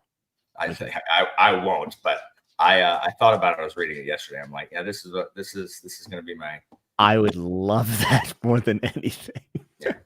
So, is there any chance that you won't read Death's End, or like the problem is, I want to just finish the bleeding show so I can see Saul have a purpose besides standing around like smoking weed. Hey, congratulations, Saul! You're very important to the plot. But I know because I've seen the title of the last episode and he's in the thumbnail, so I get that he's Luo G. But then I can't, because stupid cancer guy apparently is the book 3 plot. And it's like,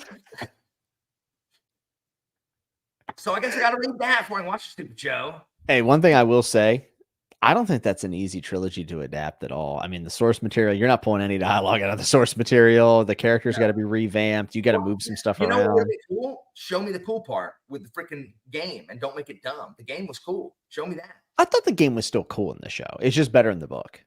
I mean, I guess they didn't have to figure anything out, though. And also, why is follower in every single thing? Like, why did you add that? And also, they did not need the freaking Mike Evans. They did not need that. It does. Why does that connection need to be there? Like, it doesn't need to be there. Like, the engineer on Red Coast works fine. Like, we did not need that. So stupid. It's so Hollywood. Like unnecessary. Anyway. Maybe so. It's maybe my favorite part in the whole thing. No, I'm just kidding. Johnny Cumley says the Great Ravine was a metaphor for the Great Leap Forward, but you had to play it very carefully over there. Okay. That kind of makes some sense, doesn't it? Derry says, geez, I love an Allen CWN. Don't we all? It makes my job very easy as the host. Why? Did you just like light a fire? You and Mitch just get me riled up. I only had to light a fire tonight. I was actually planning on being very inflammatory towards you, but I didn't need to. I felt a sense of peace between us. Jimmy, though. It's odd. Here's what you're about to hear. Okay. 2025. I'm reading Song of Ice and Fire again. Don't play with me, dude. No, I'm dead serious. Like, are you serious? Yes, because freaking Bookborn will have it out of her bloody system, and so I can read it, and I want to read it again because with the amount of times I've talked to you about it, and you don't no one really understands how much I read those books. Like I've read Storm of Swords, like I read everything. The first 3 books I read like 3 or 4 times because we were waiting for freaking Feast for Crows. But I have not touched them. The last time I read them was when Feast for Crows and Dance with Dragons came out. The last time I have read a Song of Ice and Fire book was when and I didn't reread them before Dance with Dragons. I read them before Feast for Crows. So I haven't read Storm of Swords. I was still in Pensacola, and I moved back here in 2010. It's been at least 15 years. So I want to reread them, especially when I keep seeing I had to look up. I didn't realize it was the Game of Thrones TV show guys in 3 Body Problem because I'm like, why are there so many Game of Thrones actors in this? I'm like, there's Davos, and then I'm like, there's Samuel Tarly, and then freaking Varys pops up as the Pope. I'm like, what is happening? There's a ton of crossover from that, and D&D definitely still had friends with him.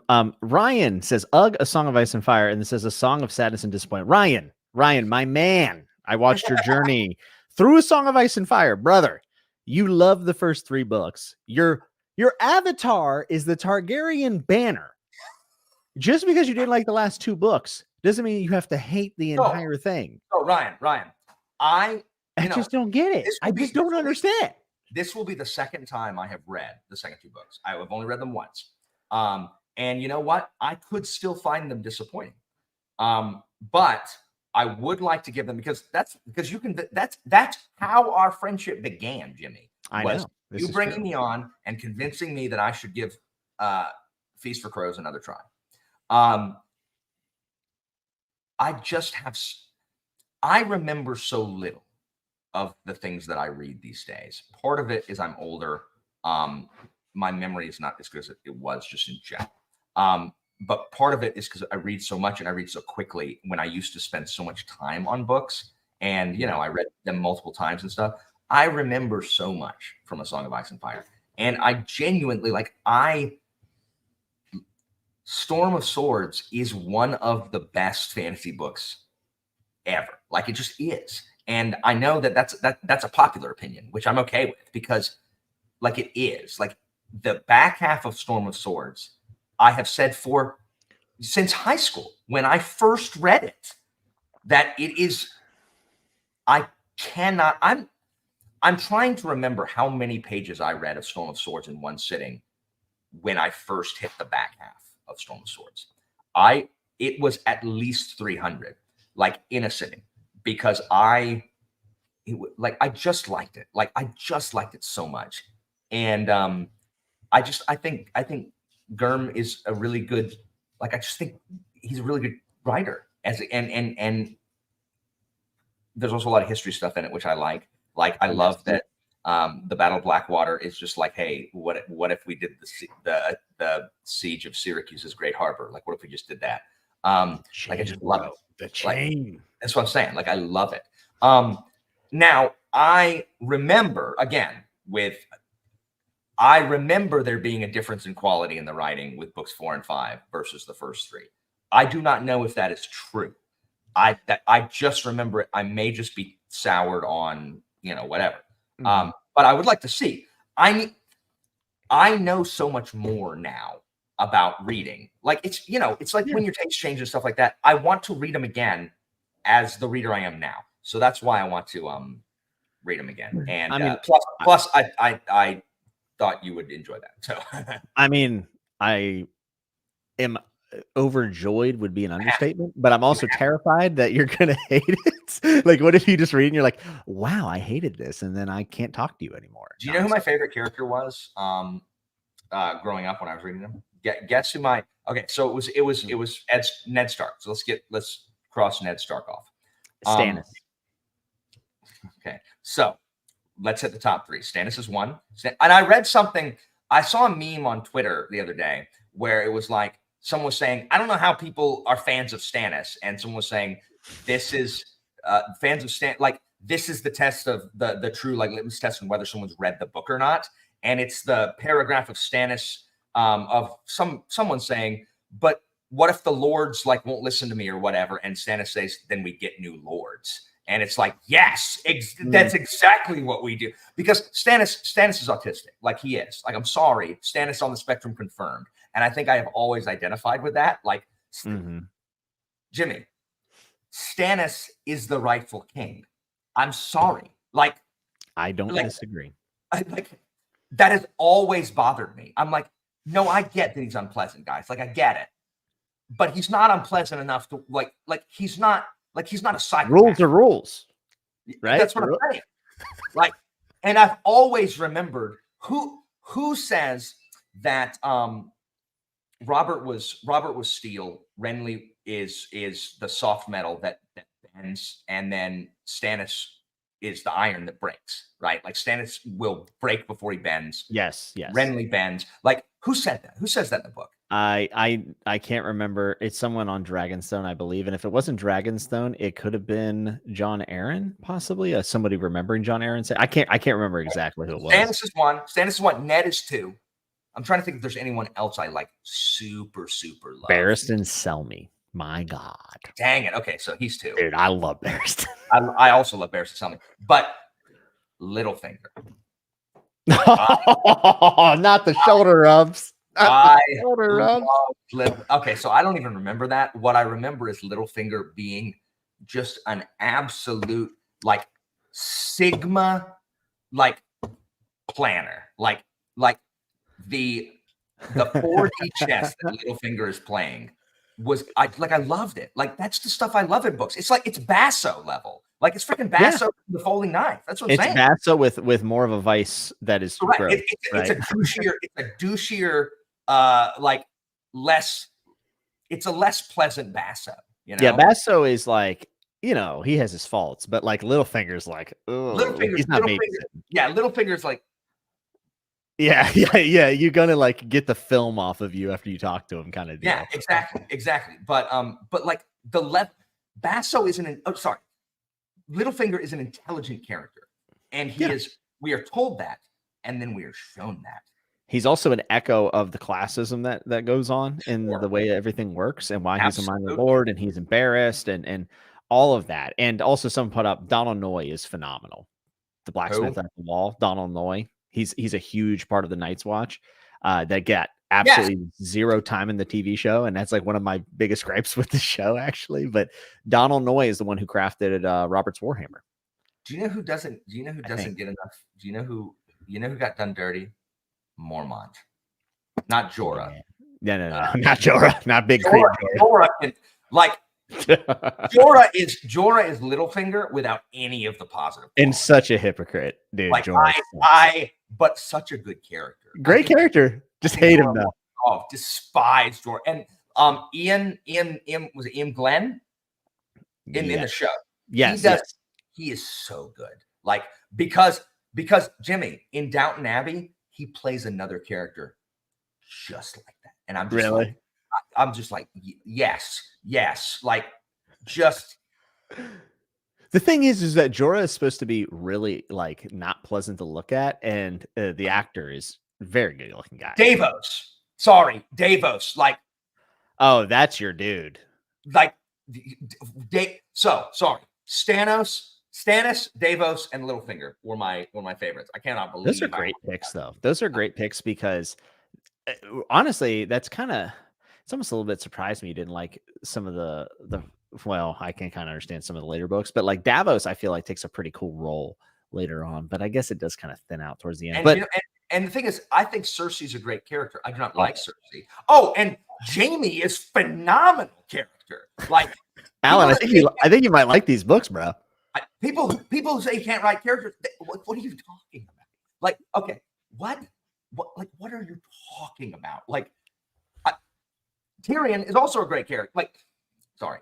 And I know Tyrion's the popular like, and of course I love Tyrion, but I also love Tywin and the Hound. The Mountain can kick rocks. I love Arya. I love Valor Morgulus that I still remember. Like, still remember Valor Morgulus. I don't remember his name, but Jaqen Hagar. Thank you, Jaqen Hagar. Hold on. It's kind of staggering, like how many different things are in that series. Like, obviously, it's epic fantasy, but like you could easily. I have a lot of feelings about Griff. John Connington is fascinating. John Connington is a fascinating character. The fact that I remember who that is, and I've read that book once. Now, do you know who does not get enough time in the shows? Who I love in the books? Roose Bolton, not Ramsey. I agree, Roose Bolton. You know what's fun about Roose Bolton? Terrifying in the books. So the big theory is that the Boltons are like, that's always like, oh, they're supposed to be vampires. One of the most interesting things I did, because I read Fever Dream, the vampire novel George wrote, which is great, and he describes Bruce very similar to the head vampire in Fever Dream, and I was like, oh snap, he really was kind of hinting at this, which is cool.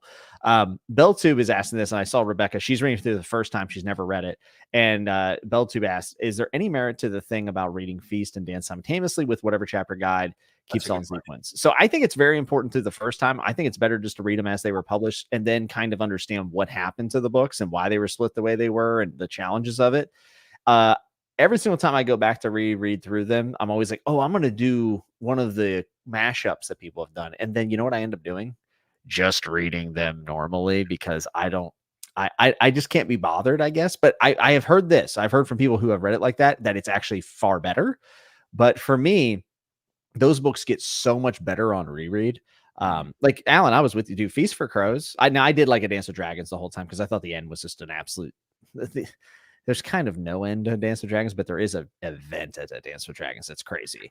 And so I actually really like a Dance of Dragons, but I was pretty like on Feast for Crows. And then every time I've read it since, it has become better and better and better and better, because you start to realize that like Game of Thrones and Clash of Kings by themselves are good books, but Storm of Swords makes them great. The Daniel Abraham effect, right? He probably pulled that from Gurm. Like those two books get infinitely better on reread once you know a Storm of Swords. I think Feast and Dance are going to be so much better once we have Winter. That I hope so. Me too. So I'm not like, sorry guys, I wasn't trying to talk about this for this long. Because I know, you can go listen to Bookborn talk about it. But they're just good. I mean, I am sad that I have not read them recently. Jimmy, what we need to do is after I finish each book, you come on my channel and we'll do a tier ranking video. We'll talk about it too. We'll have a conversation, but I also want to do a tier ranking video of characters, and just for the book, just for the one book. Like Jamie is going to be in the dirt. He's going to be trashed here in the first book. I know, because I hate him. And then we can see how it changes and stuff. But I love that idea. And then you can be like, I like this guy, and I'll be like, no, that guy sucks. Like, get out of here. Kelsey just cracked Game of Thrones for the first time a couple days ago. She's reading Game of Thrones, and we're gonna do something for it. I don't know what we'll do yet, but we got. This is the thing here, Jimmy. This is the thing that soured me on Feast for Crows the first time. Oh, there could be a lot there. Kale also said, very slowly, I've been reading Game of Thrones. It's hard to shake the feeling that the characters who didn't make it to the TV adaptation are going to be important. I promise you, Kale, each book, you will find that to not be the case. And you are going to find that a lot of characters are very different, even the ones that you know that are important. But there's also side characters that are very, very important. Yes, the classic miscommunication. Non-complete information. I can understand that. That actually is a similar. There's a trope of not even miscommunication, but like not the full context of something, and it actually just happened in Empire of Grass with Tad, and I was just like, I know it'll be good, but I'm just like, now I gotta sit here and wait for this other character to know this information, and it can be a little tiresome. We definitely have to have a discussion on each book, because those are going to go a long time. Like, they're just going to be like, I mean, I don't know if you ever get sick of talking about Game of Thrones. Like, no. The only thing I don't do generally, and I am going to do this with Kelsey because, like, it's going to be fun.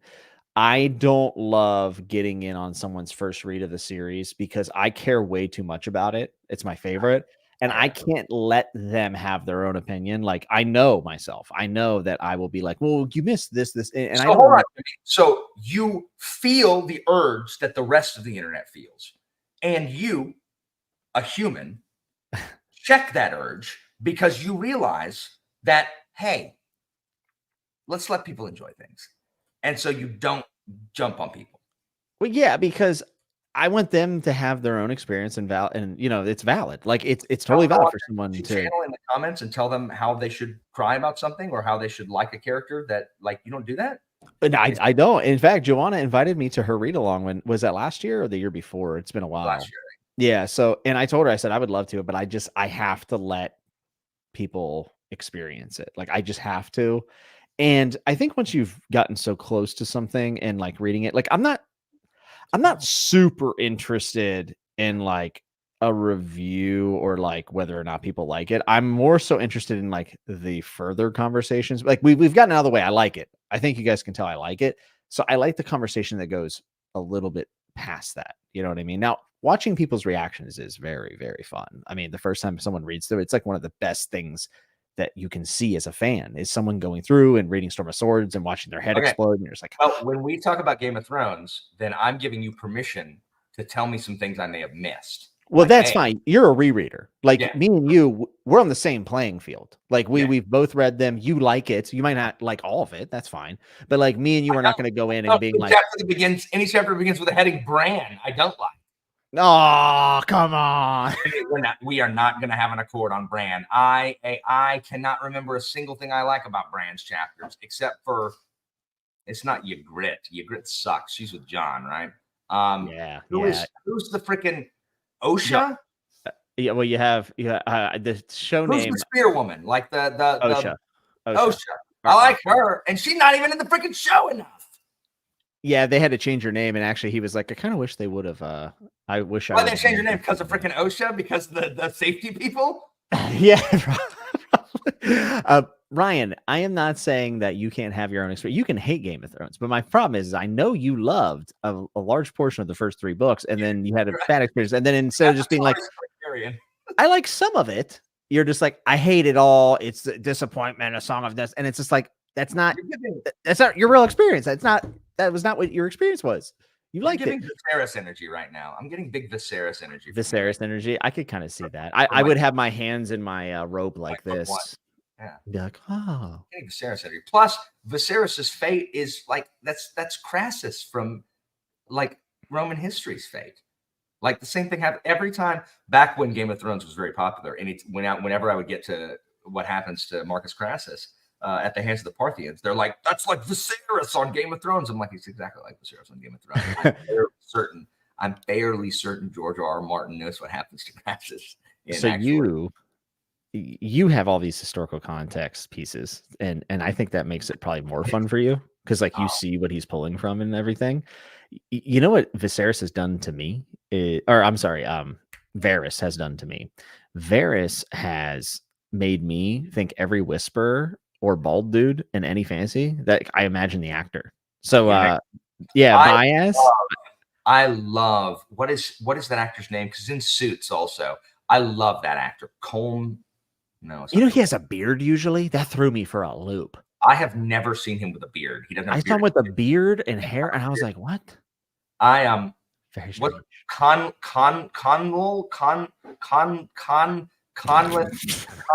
It's Con something. Watch this. They're about to put up his name. Conleth.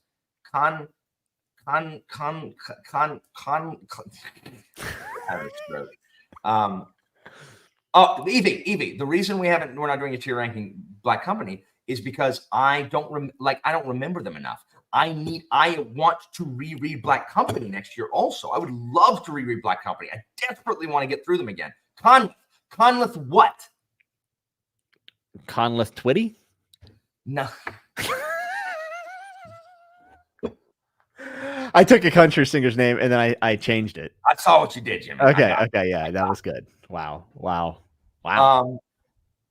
Conleth Hill, thank you. Yeah, he's anyway. We don't have to talk. Oh, actually, I actually just got an Instagram message. And Mitch, thanks for reminding me. I'm actually I can talk to you afterwards, but I'm actually going to talk to Bookborn about the books when I finish them. If you want to come on afterwards, I can. I can understand that. You can kind of bring me on for like the late night show, if you will. Yeah. We like to help. We like to help the fans that come to it late. Like to get them on. We'll have a conversation for like the true fans first. Yeah, for the people who really want to stick around, like the diehards, they can kind of come around, but like we got to give. It'll be like a special feature on the DVD. Yeah, we got to give Bookborn a special feature on the DVD. It's crazy. Like we found some guy who, way to go, way to join the party, Jimmy. Like, I wonder if my belt can sustain my weight from my ceiling fan. That's I wonder some days. I truly do. I could never do. I gotta tell you, Alan, I would love for you to go watch me and Bookborn's discussion about Parenthood and A Song of Ice and Fire. It's literally maybe my favorite video I've ever done on someone's channel. I've read Song of Ice and Fire. I wasn't invited. Why would I go watch that? That's because I messaged Bookborn and I said, I'm mad that you didn't invite me to your post-read stream. She had Kyle on and some guy I hadn't heard of who was actually pretty cool. But I was like, I'm offended that you didn't invite. I've never done that before, ever. Look, it's because you're not a true fan. Like them. Alan would eat Preston Jacobs for lunch, just so we're clear. I don't know who that is. You don't. It's fine. You're better. Who is it? Well, here's the thing. Preston Jacobs is a big theory guy on YouTube. He's the biggest Song of Ice and Fire creator. And he's done a lot of stuff. I mean, if you go back, some of the stuff that's very popular is actually from him. But he's also like writing a Winds of Winter fanfic and stuff. And it loses me there. I'm good. I'm good. You're not even a parent. And I wasn't invited. Wait, what? What is this? Oh, I'm not a parent, dude. I have cats. Cats and children are like the exact same thing, aren't they? I mean, it is very similar. Dude, when you told me that, I loved it because I was like, so many people would be furious at you if they heard you say. Mad if they want, but it's similar. It's not. It's like taking care of a dog, though, not a cat. Cats are independent. Cats are just the best, Yeah. Oh, I don't. I'm not a huge fan of Caitlin in the books.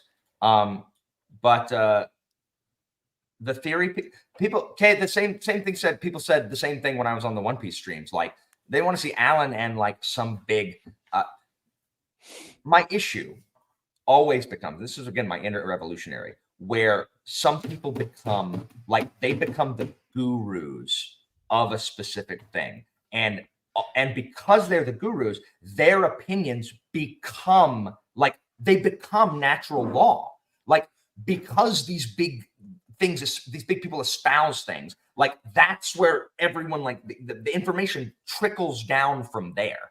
And so that's where the homogeneity comes from. It's like the same thing where if you can know someone's political opinions based on, ask them one sentence about one political thing, and you will know exactly which news source they got it from, because they will parrot the exact same thing, because that's the teat upon which they are suckling, that they are getting their information. So I guess the reason why I think that this is probably a natural occurrence and it makes sense that it happens is because we're overloaded with information every single day and every single turn point. And it's like just easier to kind of solidify maybe in a quick way of someone that you trust, that has done enough of the research or has read the books enough to say this. And it's not totally unreasonable to think that someone who's read a book 10 times or something, is going to have some great insight, but it's not the only way of looking at something. Correct. And that's the reason why I stayed off of first-time reader streams, because I was just like, I don't want to just continuously perpetuate my beliefs. I kind of want to hear what else can come out of this. My issue is when the deviation from the norm becomes like heretical, like then you're in a cult, right, guys? Like, hey, One Piece people, you'll know you're in a freaking cult, right? Like, that Oda can write garbage. Like, y'all are aware of that, right? Like, you're aware that not everything that comes out is like gold. And guess what? I don't care how important Bran is. Just because it's important doesn't mean it's interesting. So sorry. But also hold on.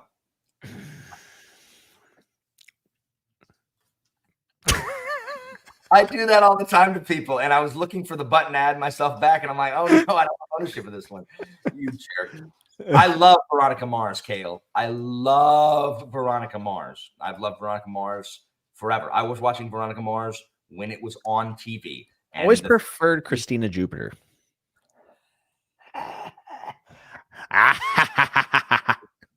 Ladies and gentlemen, Shalon guest starring on Chatting with Nuts here. Oh, I love Veronica Mars. The third season is just terrible. I mean, that's fine. That's fine. And Rodrigo, that's fine too. There are plenty of people who are like, you know what? I like the cut of Alan's jib.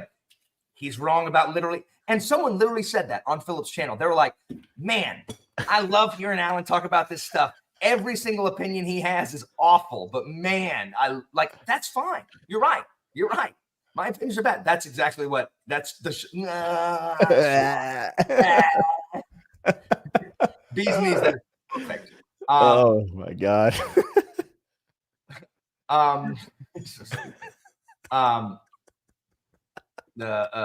Anyway, I love Veronica Mars. Season 3 is trash, not trap.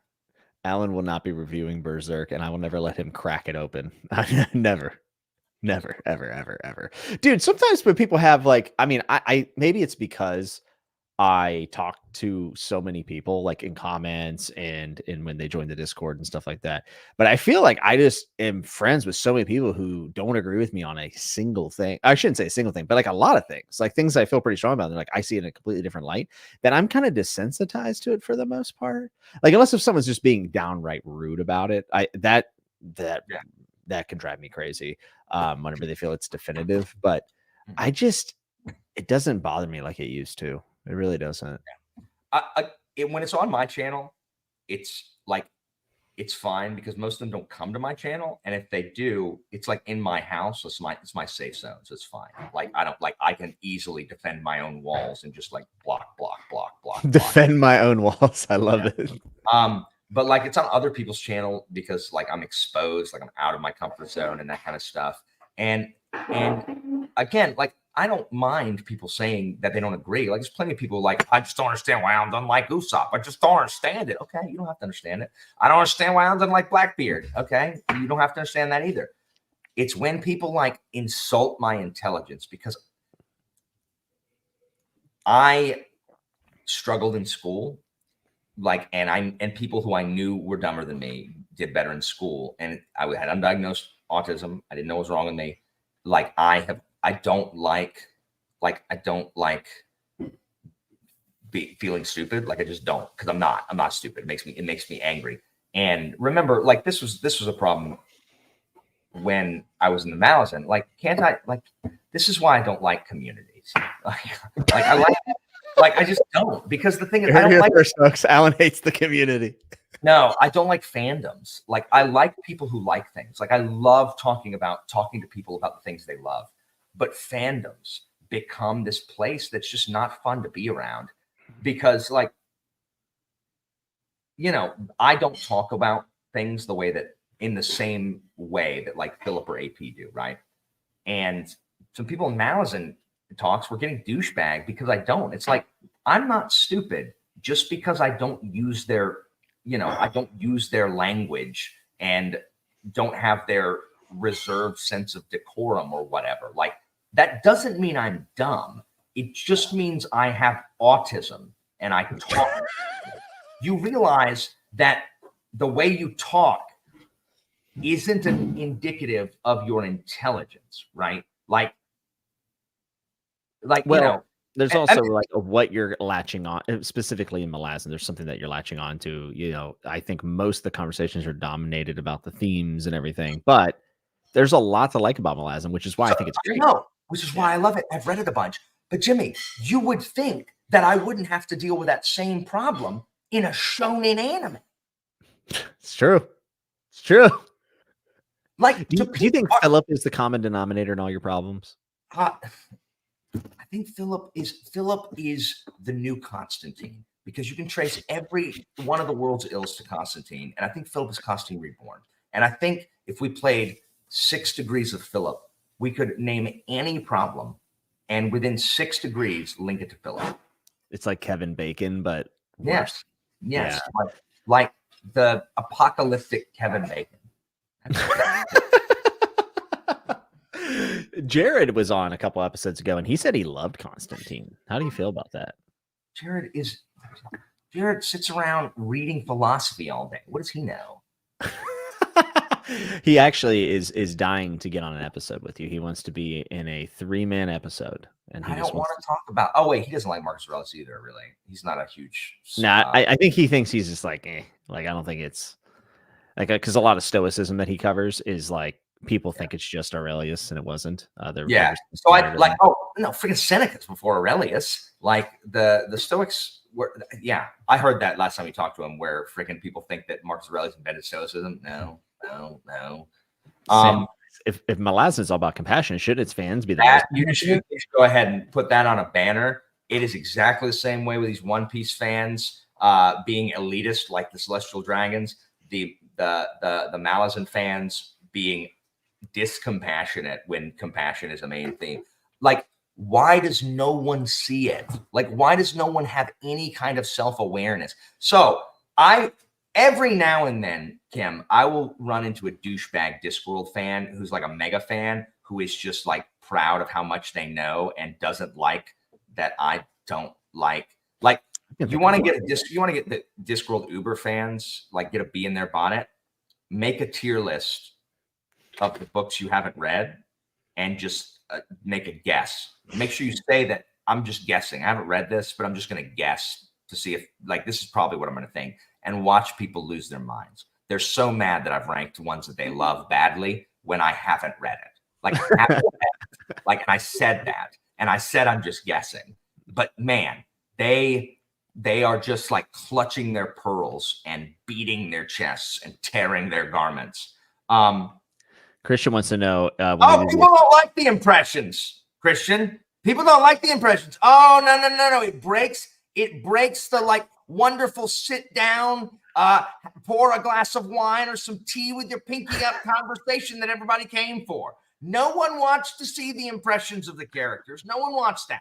They would like, however, to know what philosopher and what ancient work of philosophical text they think Usopp reminds them most of. And they would like chapter and verse, please. Chapter and verse. I will be that guy when we do the streams. You will not do any impression. So help me God, if you do anyone. By the way, folks, if you are excited about Stormlight 5, Christian and I and Jake Bishop have been talking about the pre-release chapters for Stormlight Book 5 over on Christian's channel, Lost in Discovery. So if you're on the hype train, choo-choo, get on over there. All right. Alan, are you hyped for Book 5? I know you got caught up this week.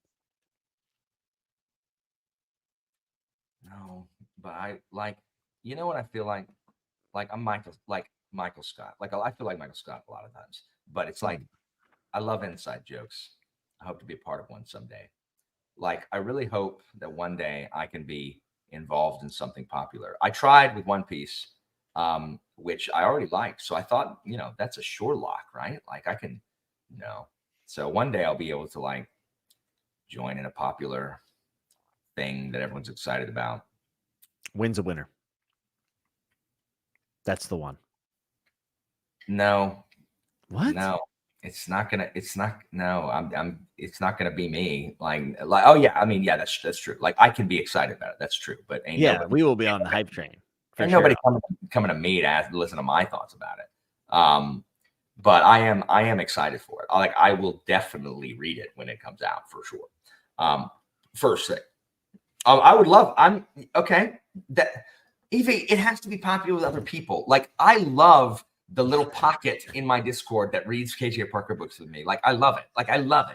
It is not popular, and I don't even know what that trilogy is called. It's just like Orbit's just like, hey, February. New. It's called the Toolbox. The hammer, the nail, and the board. That's all $3. Isn't that tired? Aren't we isn't that tired?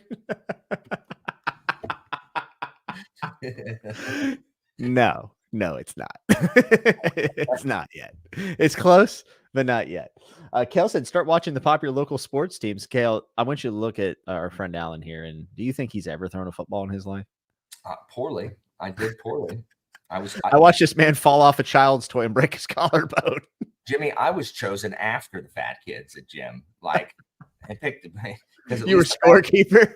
At least the fat kids can block in flag football. I think you would have been an amazing announcer, though. I mean, I thought about that, and then I'm like, I don't know anything about this. And so-and-so's got the ball, and he's running, he's going, and I can do touchdown. I feel like you'd be an amazing announcer for pro wrestling, too. Kevin says, new Locke Lamora novellas next year, Alan. Get to finishing the first 3 books so you can read them.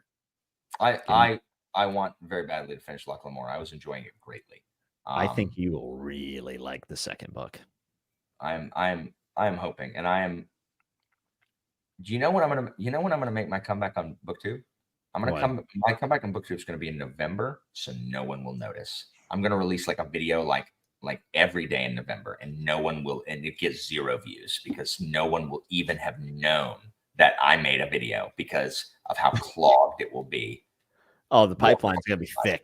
Yeah, you're gonna be in the backlog on the watch later, if you will, on a lot of playlists, or as most of us call it, the watch never list. The watch never list. It's true. Mine is infinitely long. Kale says most fans can't play their team sport. That is actually a really, really good point. Alan will be doing a live stream on election night. He actually told me that. He's going to be grifting into politics. Actually, there is a 0% chance that's going to happen. I wish. Go ahead. You can go file that under stuff. It's not going to happen. Do you think it might be time to just hit the old delete button? You know? Oh, that's right. I forgot this was your goal tonight, and you're running out of time. Do you think it's just? You think it's time? I mean, no. I like my Discord and the people there, and I like talking to you, like on Chatting with Nuts. You just come on my channel. I mean, I guess. Just drag you to the gallows right now, just by your shirt. I guess I can just do that. I can just be part of Jimmy's channel. You know, you're really just taking up a lot of SEO for the Library of Allenxandria at this point, and I just think that it's Allenxandria. Well, I know, but when people find your channel, they're usually looking for Alexandria. Oh, that's true. That's true. What is SEO? like, what is this? SEO, search engine optimization, bro. Okay, so see, I don't know anything about the algorithm or analytics or whatever, so I don't know what that means. So you did invite Shelf Unstable onto Jeopardy and then abandoned it. Was that on purpose? No. So I need to have the next episode, which will probably be in September because that's when I can get caught up. And then after that, yeah, Amanda will be on. I'll probably do Amanda, and Kim was going to come on it, and Brian. That'd be a good episode, right? Yeah. Oh, that'd be a phenomenal episode. That'd be great for sure. I feel like Amanda's going to rock it. I hope so. Like anybody, like the thing is, Sarah and Ben have figured out inside my mind and are really good at perhaps. And the problem is that wins. That wins Jeopardy. Like getting inside my mind for perhaps wins because, like, man, when I want to feel good about myself and I'm like really depressed, because again, Book Jeopardy is the thing I'm most proud of because like those perhaps questions are good. Like they're good. Like, I think you could quite literally make your channel just a monthly Jeopardy show and you would just see this massive uptick. That's actually probably true. I probably could. But yeah. So sorry, I was reading Mitch. Anytime Mitch pops something up, I read it because who knows if it's going to be inflammatory. 90% chance it's going to be hilarious. Yeah. Yeah. And then the other 10% is this inflammatory. So Samwise, I would have gladly read the Sarantine Mosaic. I was going to read it with Joanna, but then I found out live on camera that Joanna invited me as an afterthought to a buddy read that was already going on. And I was like, oh, okay, so I guess Alan, your friend, is not special. It's like, oh, well, we're already doing this. Would you like to join? And I was like, okay, well, I guess I'm not reading it then.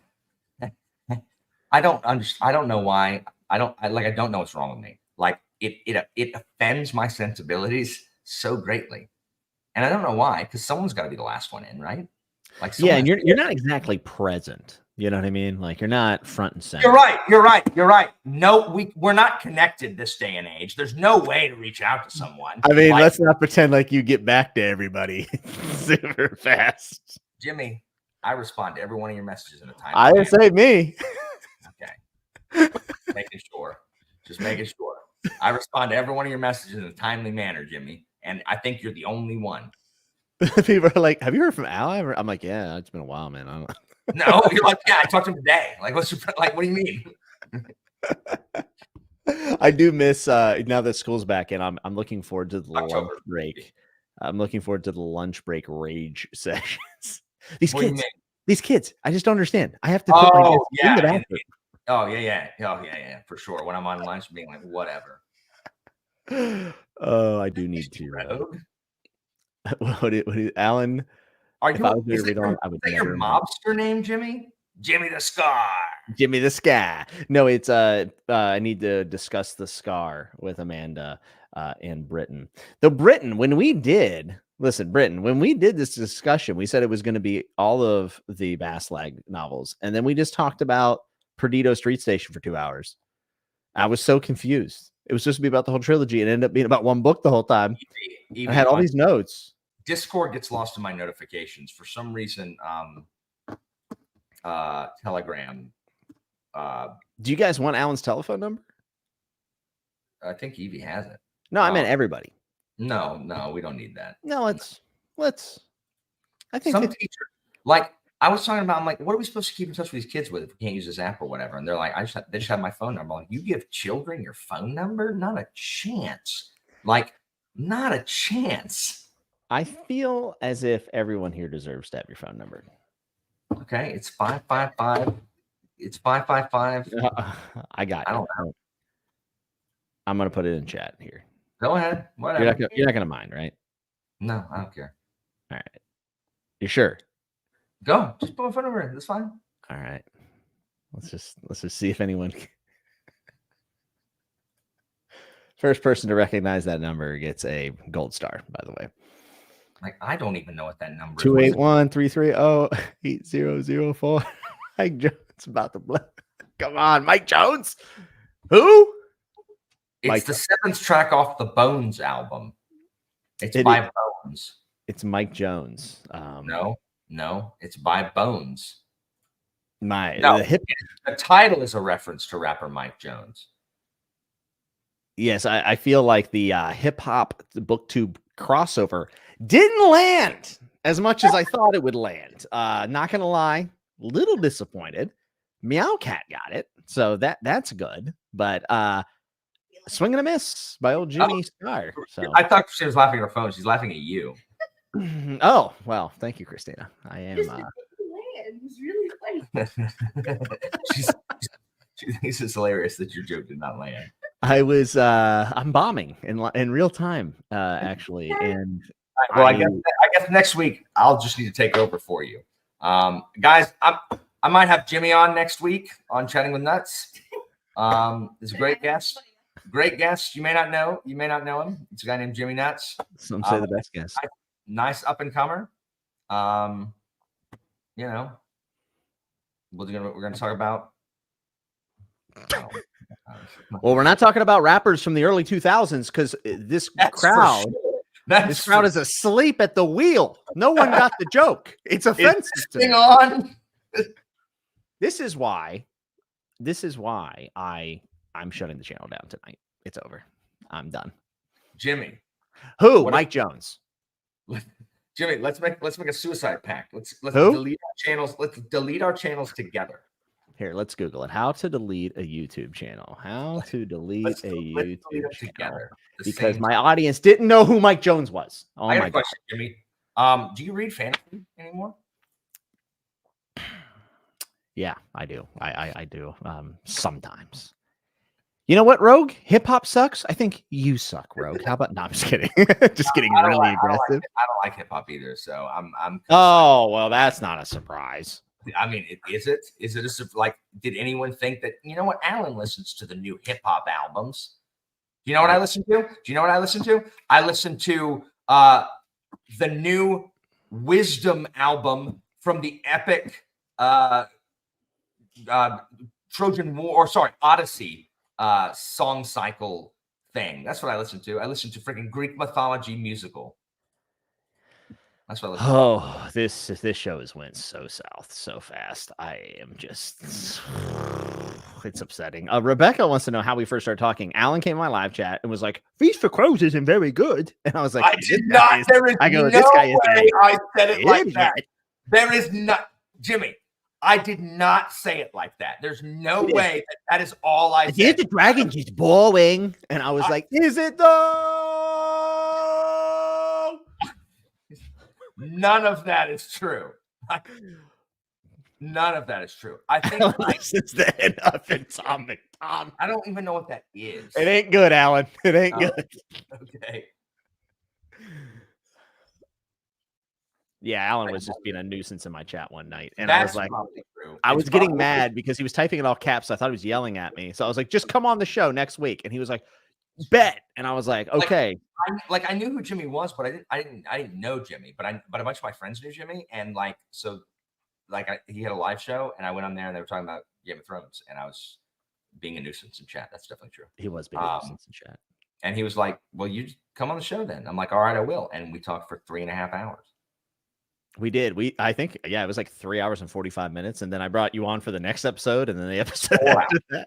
4 hours on the next one. Yeah, it was ridiculous. And now when we talk offline, we don't even talk about books. We usually just talk about how much we want to delete our channels. Yeah, like how much we feel old, and also video games a lot, and lots and lots. We do talk a lot about video games offline. That is true. And it's usually Alan playing like Shima Warrior Steel Blade 5, and I'm like, Alan, what in the hell are you playing?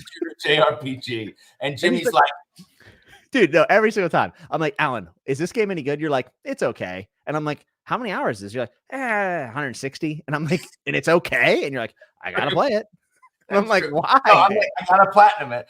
I'm playing Yakuza. Have you ever played the Yakuza games?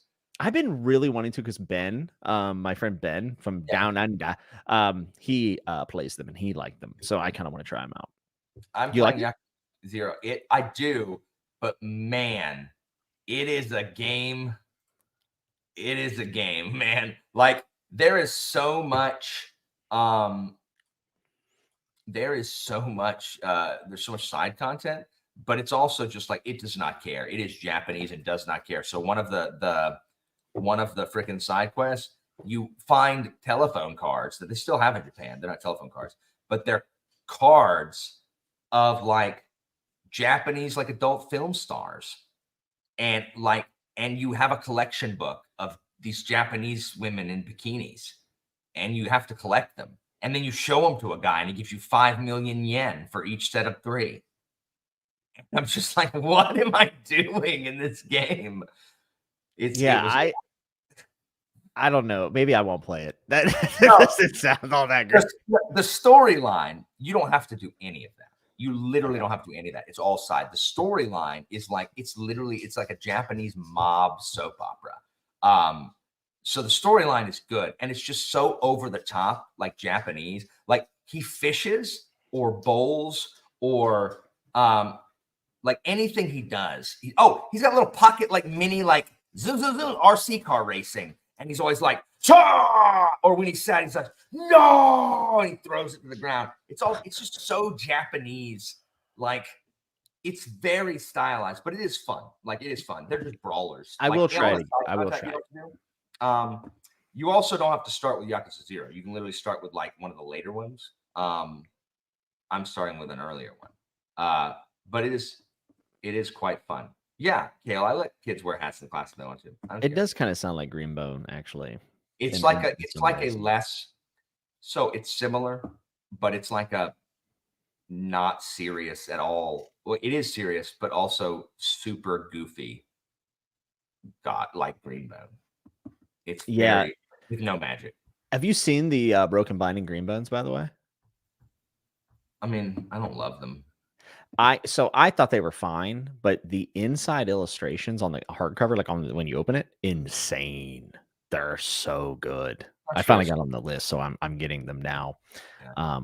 which is great because now I can get rid of my trade paperbacks. So, and I think Kelsey's going to read them next year, maybe or late this year. We'll see. She came on Chatting with Nuts, and she has a list this long now of things to read, and I'm like, welcome to the chaos that is. Kelsey's cool though. Kelsey is very cool. I quite like her. I would hope so. I think one of our episodes we're going to do a double date. It'll be you and Christina, and then me and Kelsey. That'll be so fun, dude. That'll be so fun. Maybe that'll be episode 100. Maybe episode 100 will be double date movie night. And by that, I mean, there'll be no movies because I don't want to get copyright struck, but we can act out a movie if you would like. I think that could be entertaining. People do not want you to act out the characters. They want you to sit there and talk about what philosopher that the characters in there would like, chapter and verse. They do not want you to do an impression or act out anything. If there is a possibility that you are having too much fun, like they tack like a heartometer to you. It's like reverse speed, like the movie with Keanu Reeves, where if you get too excited or enjoying yourself too much, it blows up and deletes you. Dude, what a movie that was, though.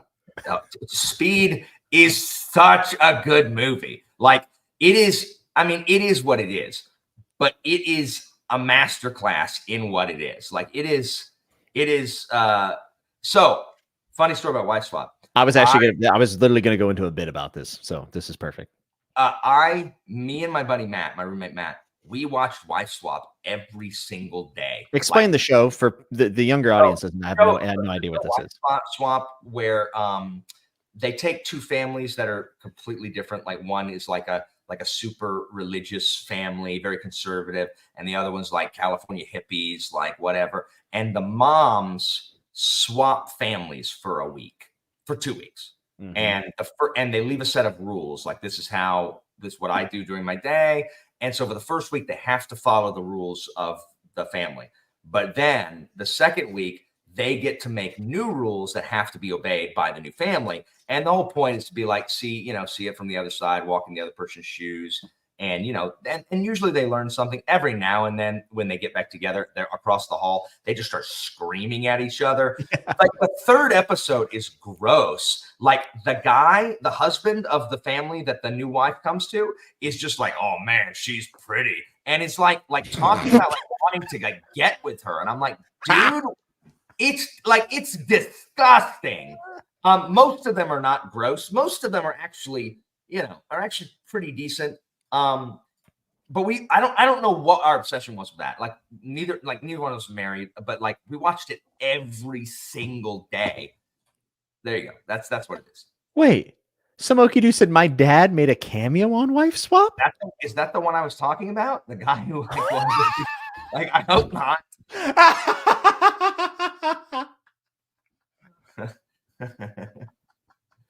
Oh, I hope so. My God. So here's what I propose. We do a wife swap. Okay. But we'll do husband swap. I'll go to Florida. You come up here. You can hang on with Finn for a little bit. And what we'll do is I'm not going to try to change everything. I'm just going to pretend to be you for 2 weeks. Like I'm going to wear your hat. I'm going to wear. But I don't want to go to jiu-jitsu, Jimmy. You don't have to. You can do whatever you want here. But I'm going to wear your clothes. I'm going to drink out of your coffee mugs. I'm going to teach your students. They won't. Okay, Jimmy. Okay. Different idea. We do wife swap. Instead, you come here and Christina goes there. Okay. To hang out with. Okay. You come here and we film it and make it a show. And then we link up. They take Atticus. What? They take Atticus. Oh, right? They take the baby for sure. No, he doesn't stay here. And I'll come to the Latin Quiz Bowl, and then I will take you to a gym, and we'll do like mixed up activities. I've been to a gym. Believe it or not. No, you haven't. I can literally tell. Like I have been to a gym before, not recently. You drove by one. You didn't. No, I used to have a gym membership. I doubt you need to get your money back. I don't still have one. I used to be in better shape than I am now. Really? Did you ever? What'd you do? You hit machine? What are we doing? Free weights? Like what do we do? I don't know. I always do the machines at the gym. I have dumbbells here at the house that I used to use with like home. Love. And I have a treadmill. if you just got swole. I I don't think I can. My diet's not good enough, and I don't do steroids. Well, we can get all that. That's fine, dude. I We'll get don't you on want the sauce. steroids, though. Why? You already had a kid. You're fine. I want TRT Allen is what I want. I want testosterone replacement therapy Allen, and I want you to be tuned up. Do you think I'm someone who needs roid rage? Yes. Yes. That way, next time you get hit by a car, you'll just kill the guy. I'll bounce off of it and then get up and beat the guy to death with a bumper. Witness. Yes. Yes, I want to be Karsa Oorlong. That'd be amazing. Oh my goodness. I would. Was it you that told me that was a freaking quadrilogy now? Quartet? Quadrilogy. I have heard that. I believe, if I'm not mistaken, I believe the Karsa series is turning into 4 books. I'm pretty sure. When are you reading Return of the Crimson Guard? It ain't happening, brother. It ain't happening. We're gonna skip right over that little speed bump, and we're gonna hit right into Stone Wielder or whatever's next. We're just gonna just a little bunny hop, little whoop over that one, and and just settle our toes down onto Stone Wielder or whatever the hell is next. Jared's getting swole, by the way. Jared's dropping pounds, getting a little lean, getting a little mean. So, Alan, are you going to be outdone by some Marcus Aurelius fanboy? I mean, are you really going to let this guy get meditations a good reputation? I don't know when I'm supposed to have time to do it. Well, you need to start ignoring your family. I think that's first and foremost, honestly. I think that you're too much of a family man at this point. That's true. That's true. I should probably not care so much about my job. So I could probably let that go too. Just phone it in, give them worksheets, and they save a lot of time. Right? I think so. Are you going to continue to do Latin Quiz Bowl? Because you hate it. Like, you love it, but you hate it, right? Is that true? I feel like every time you go to Latin Quiz Bowl, you're like, I hate this stupid. Why am I driving this van? That's usually what I hate. Yeah. So I apparently have like rose-colored like hindsight glasses because I always forget how much I hate it. Dude, the last time you were not pleased. Like, you got COVID, didn't you? Like, while you were there, and then you said while I was there. Yeah. Bro. It was the worst. It was the worst. Bro. All right, Jared, I'm doing it. Christina, I'm quitting my job and I'm leaving y'all and I'm going to wherever Jared is. I don't even know.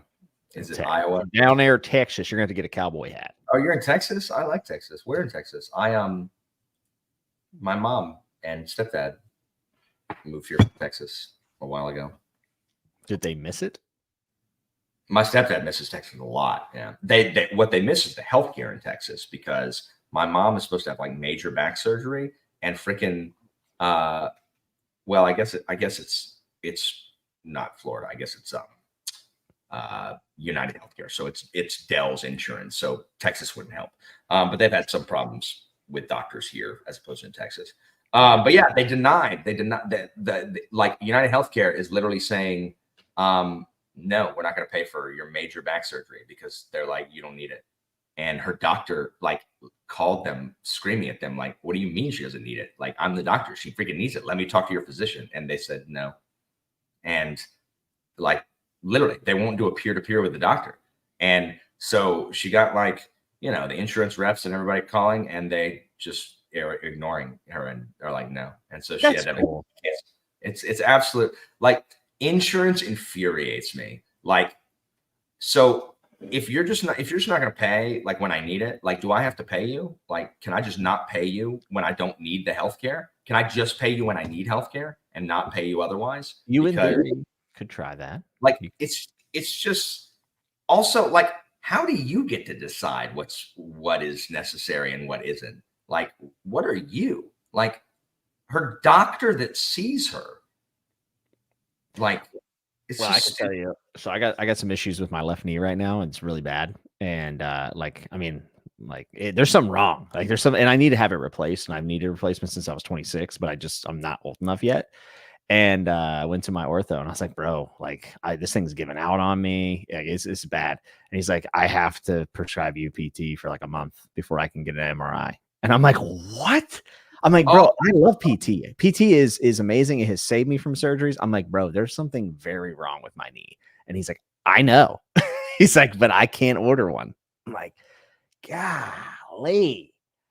That is so. Also, Garrick, this is hilarious. He said, Return of the Crimson Guard ruined my credit score. I thought this was hilarious. That is unsurprising. Brett wants to see Alan making David Goggins style content. He rants about the education system, says, stay hard.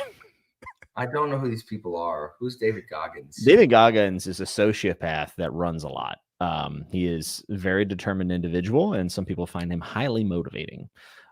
He is a lunatic for sure, but can get you hyped up. I decided that I'm going to abandon my principles and scruples and become like a life coach or self-help guru and just have rich people with more money than sense pay me to give them platitudes and make them write a pros and cons list and become a motivational speaker so people can pay me thousands of dollars to tell them that everyone has the same 24 hours in a day.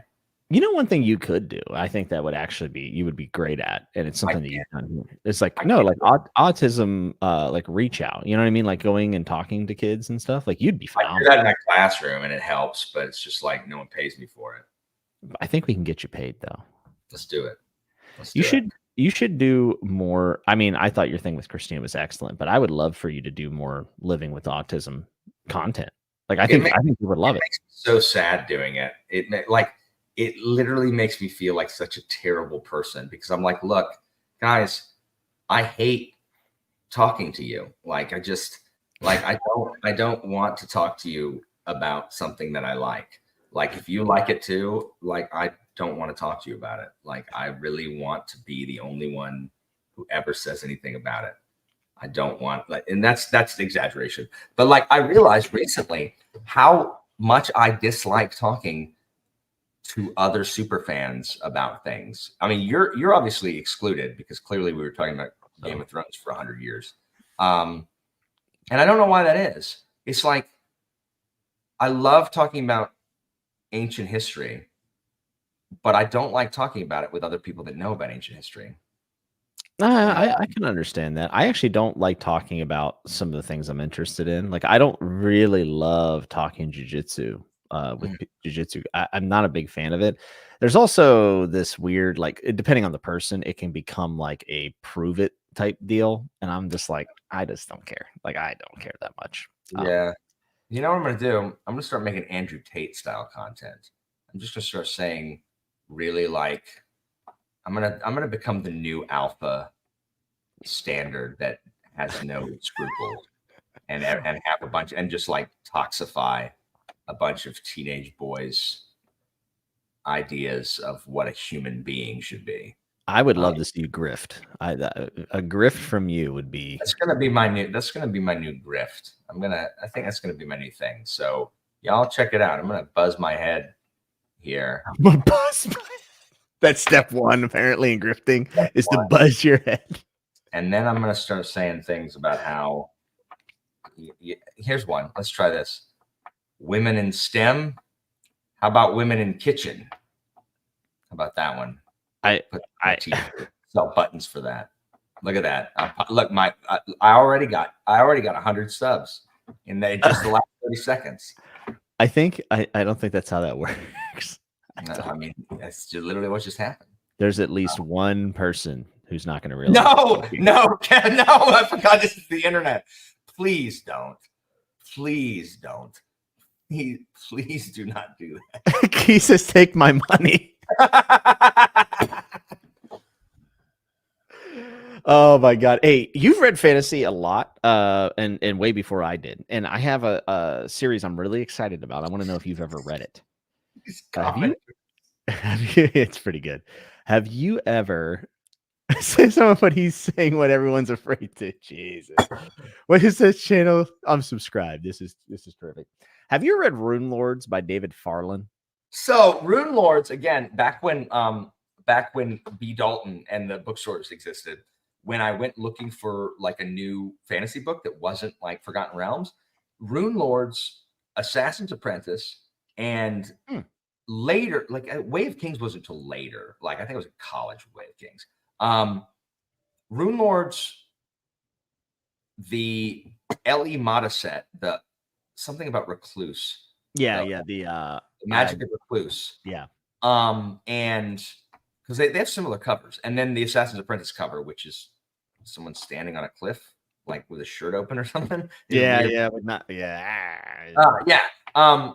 Those, and I just never picked it up. Like I would open it and I'd read it and I'd be like, this is fine. But I was really soured on Wheel of Time at the time, and the writing style. So I can read a writing style like Wheel of Time now. I wasn't able to back then. I just couldn't do it. But now I could. Anyway, I open up. I'm just like, this is too whatever it is for me, and so I just never read it. Well, I have recently been told about it and the premise and how like it's like a group of people and they give up their power to like enhance the one person, which is actually one of the things I really liked from Rage of Dragons. Whenever like you have like almost the channeler, I thought that was sick. So someone was like, "Oh, you would like Rune Lords," and David Farland's pretty.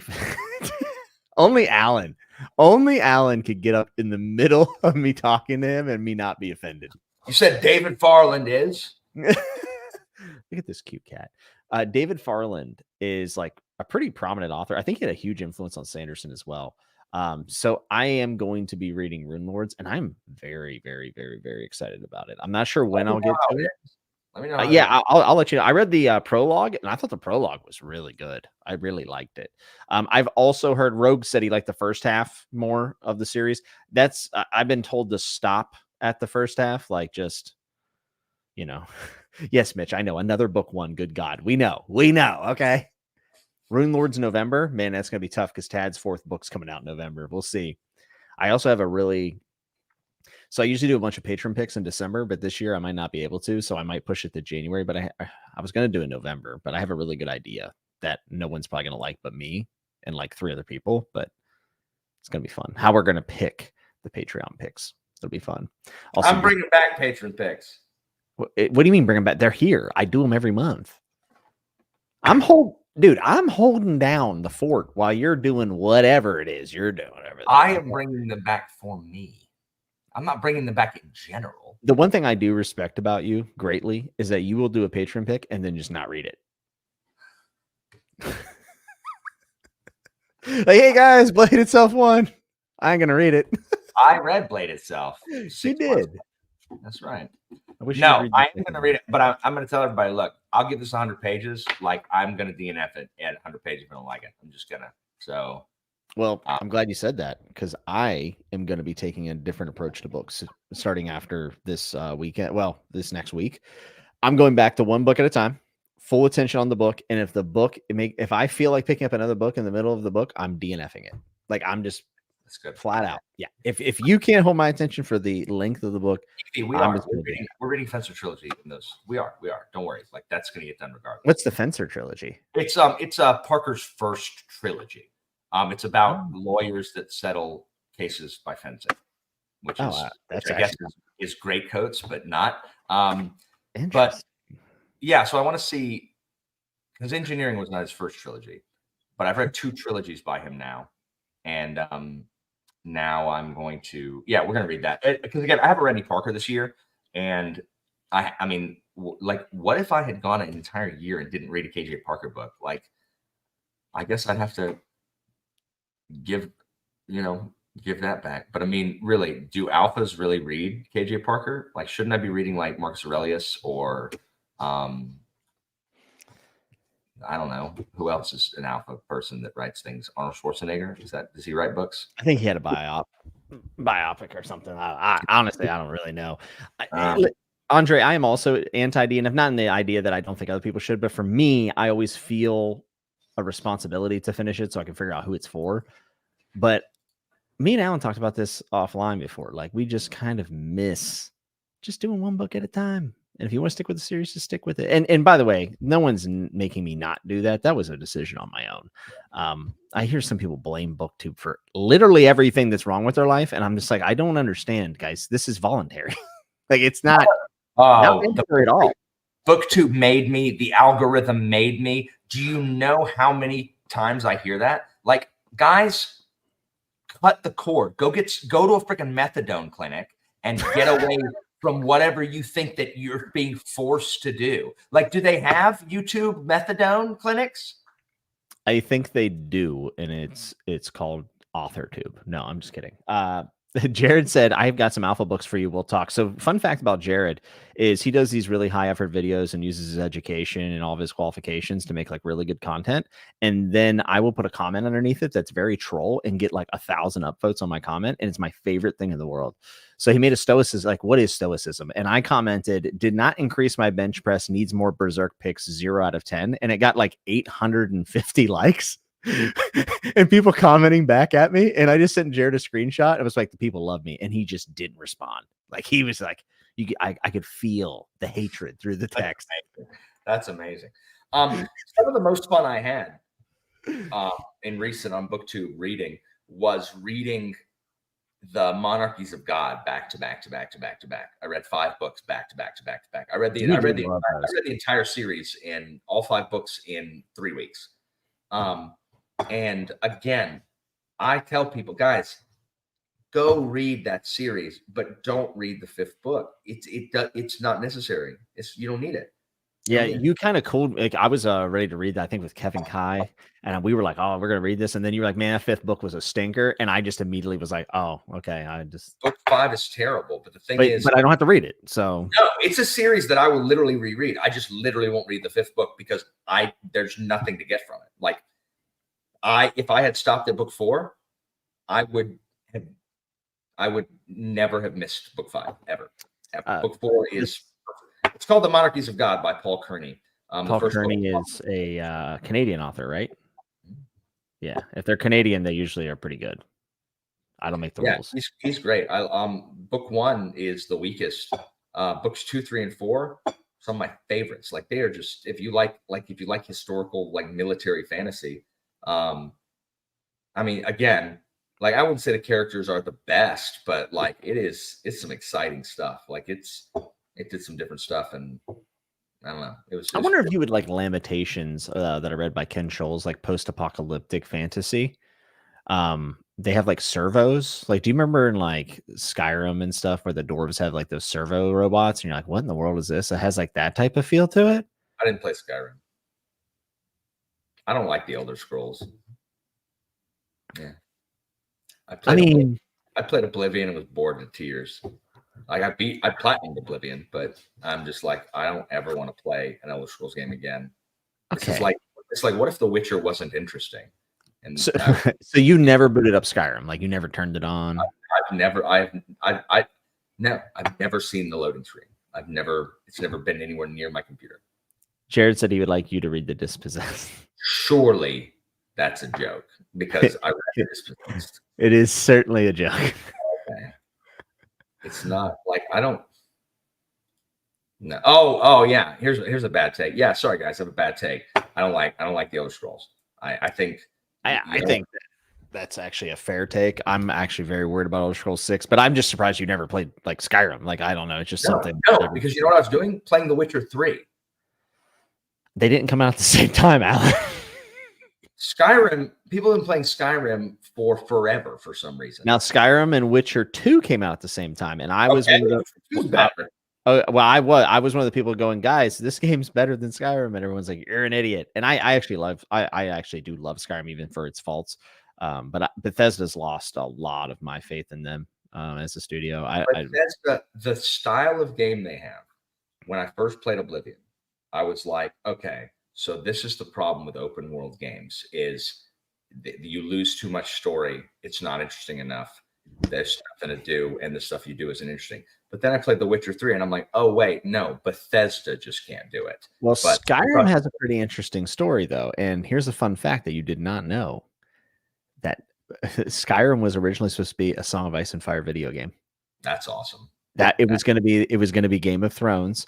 And they fought over the license, and then obviously, and it just didn't work out. But originally, Bethesda was setting out to make Skyrim their Song of Ice and Fire game. You know how cool that would have been? I have heard from multiple people that Oblivion is by far the worst one. That I just happened to pick the worst one to play. So I did hear that.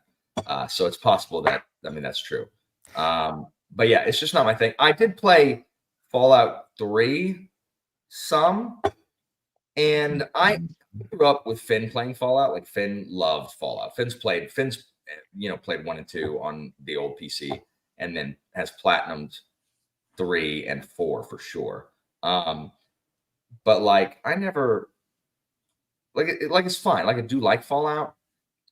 It's just not my it's I don't know. I don't like it as much as like a more narrative driven game like Mass Effect. And the open world stuff I think just works better in The Witcher. I've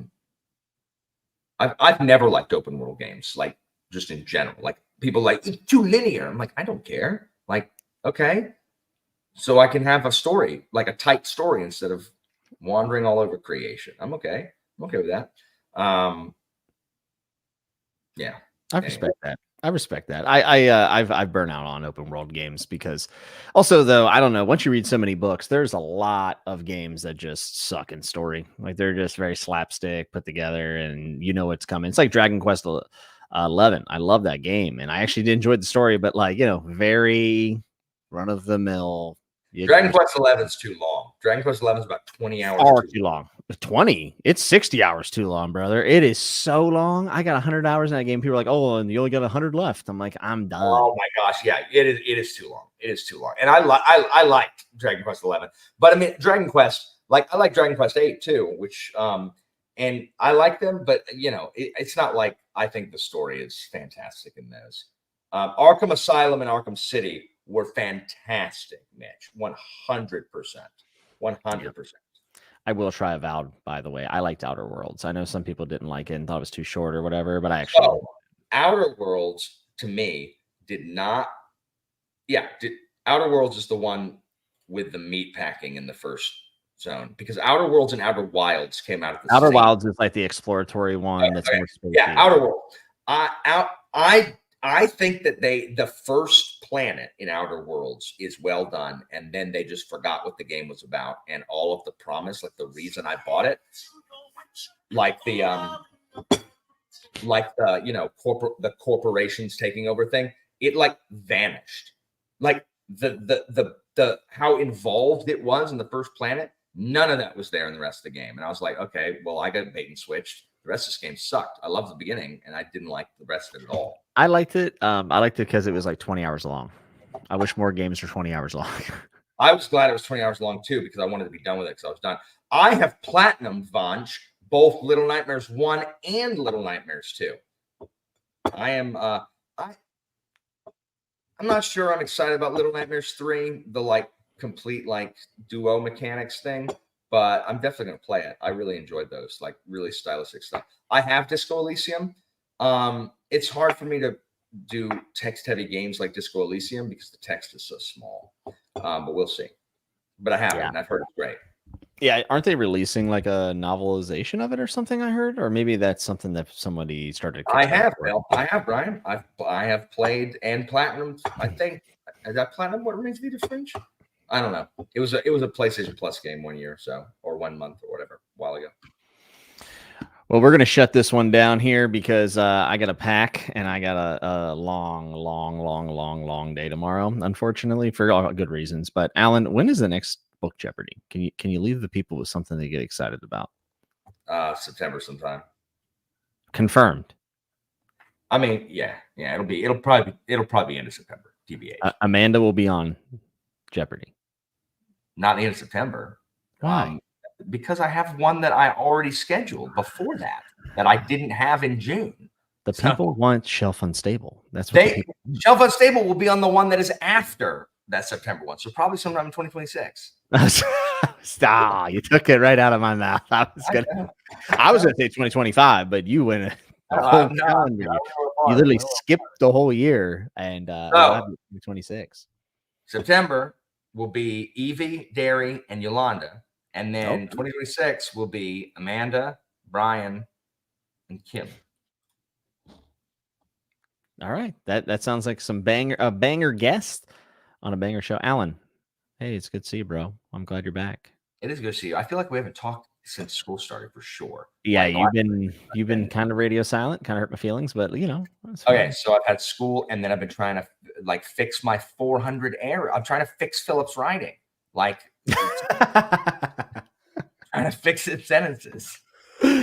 I know that you're busy, so I don't hold it. And also, the week of chatting with nuts, I talked to you way less on purpose. So we same thing. Like I thought of a bunch of things. I'm like, I'll just save it, like because we gotta have like content and crap. Content.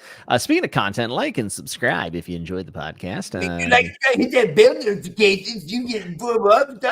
To do this. We have to do it for the algorithm, guys. We have to say this. We don't have a choice. I'm literally in cuffs right now. Yeah. You just can't see them. The proverbial digital cuffs, which you can buy on my Etsy store at /Fantasy Network.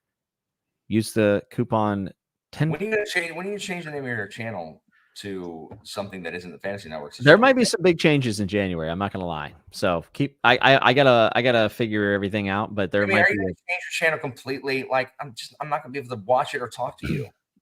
no, it'll still be about books. That won't change. But just the way I do things might be changing a bit, and maybe the name will change. Who knows? I might change it to the Library of Alexandria and then just sue you.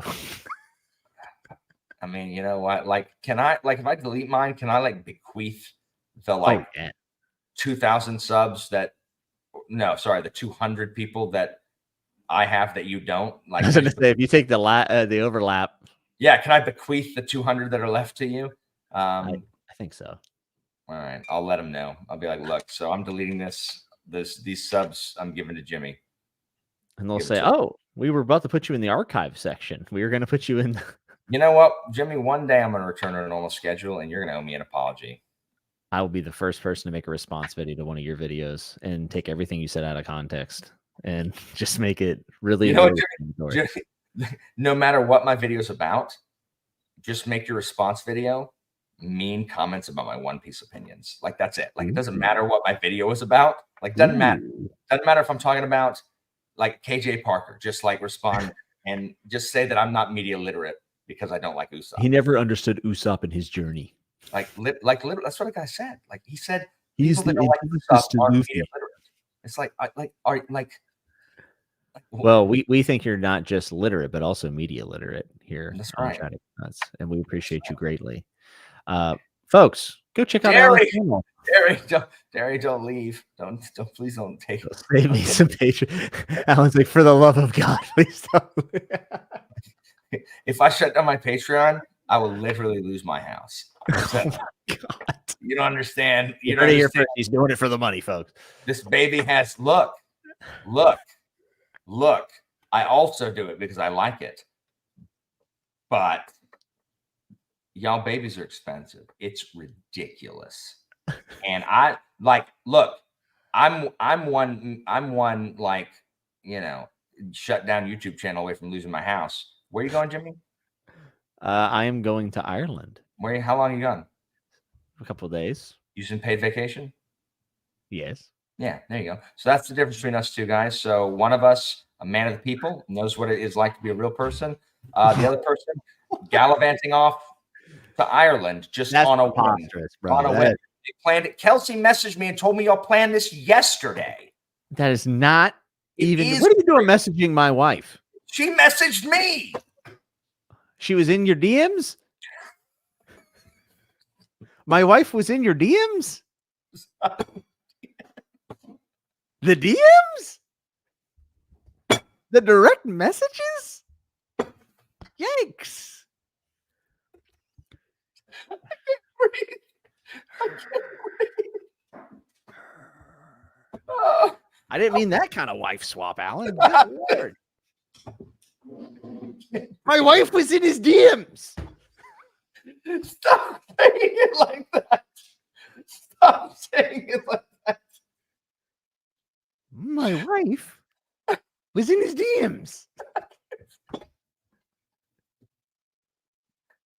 Oh my gosh. Oh, I'm crying. Private messages. She's my best friend in my life. All right. Okay. Well, y'all enjoy your rich people vacation. I'll be over the weekend. You know, what I'm going to donate some plasma so that I can get some Chick-fil-A over the weekend. Oh, there is a Patreon in the description. It's optional, but always appreciated. Folks, until we see you next time, be good, be safe, and remember to always turn the page.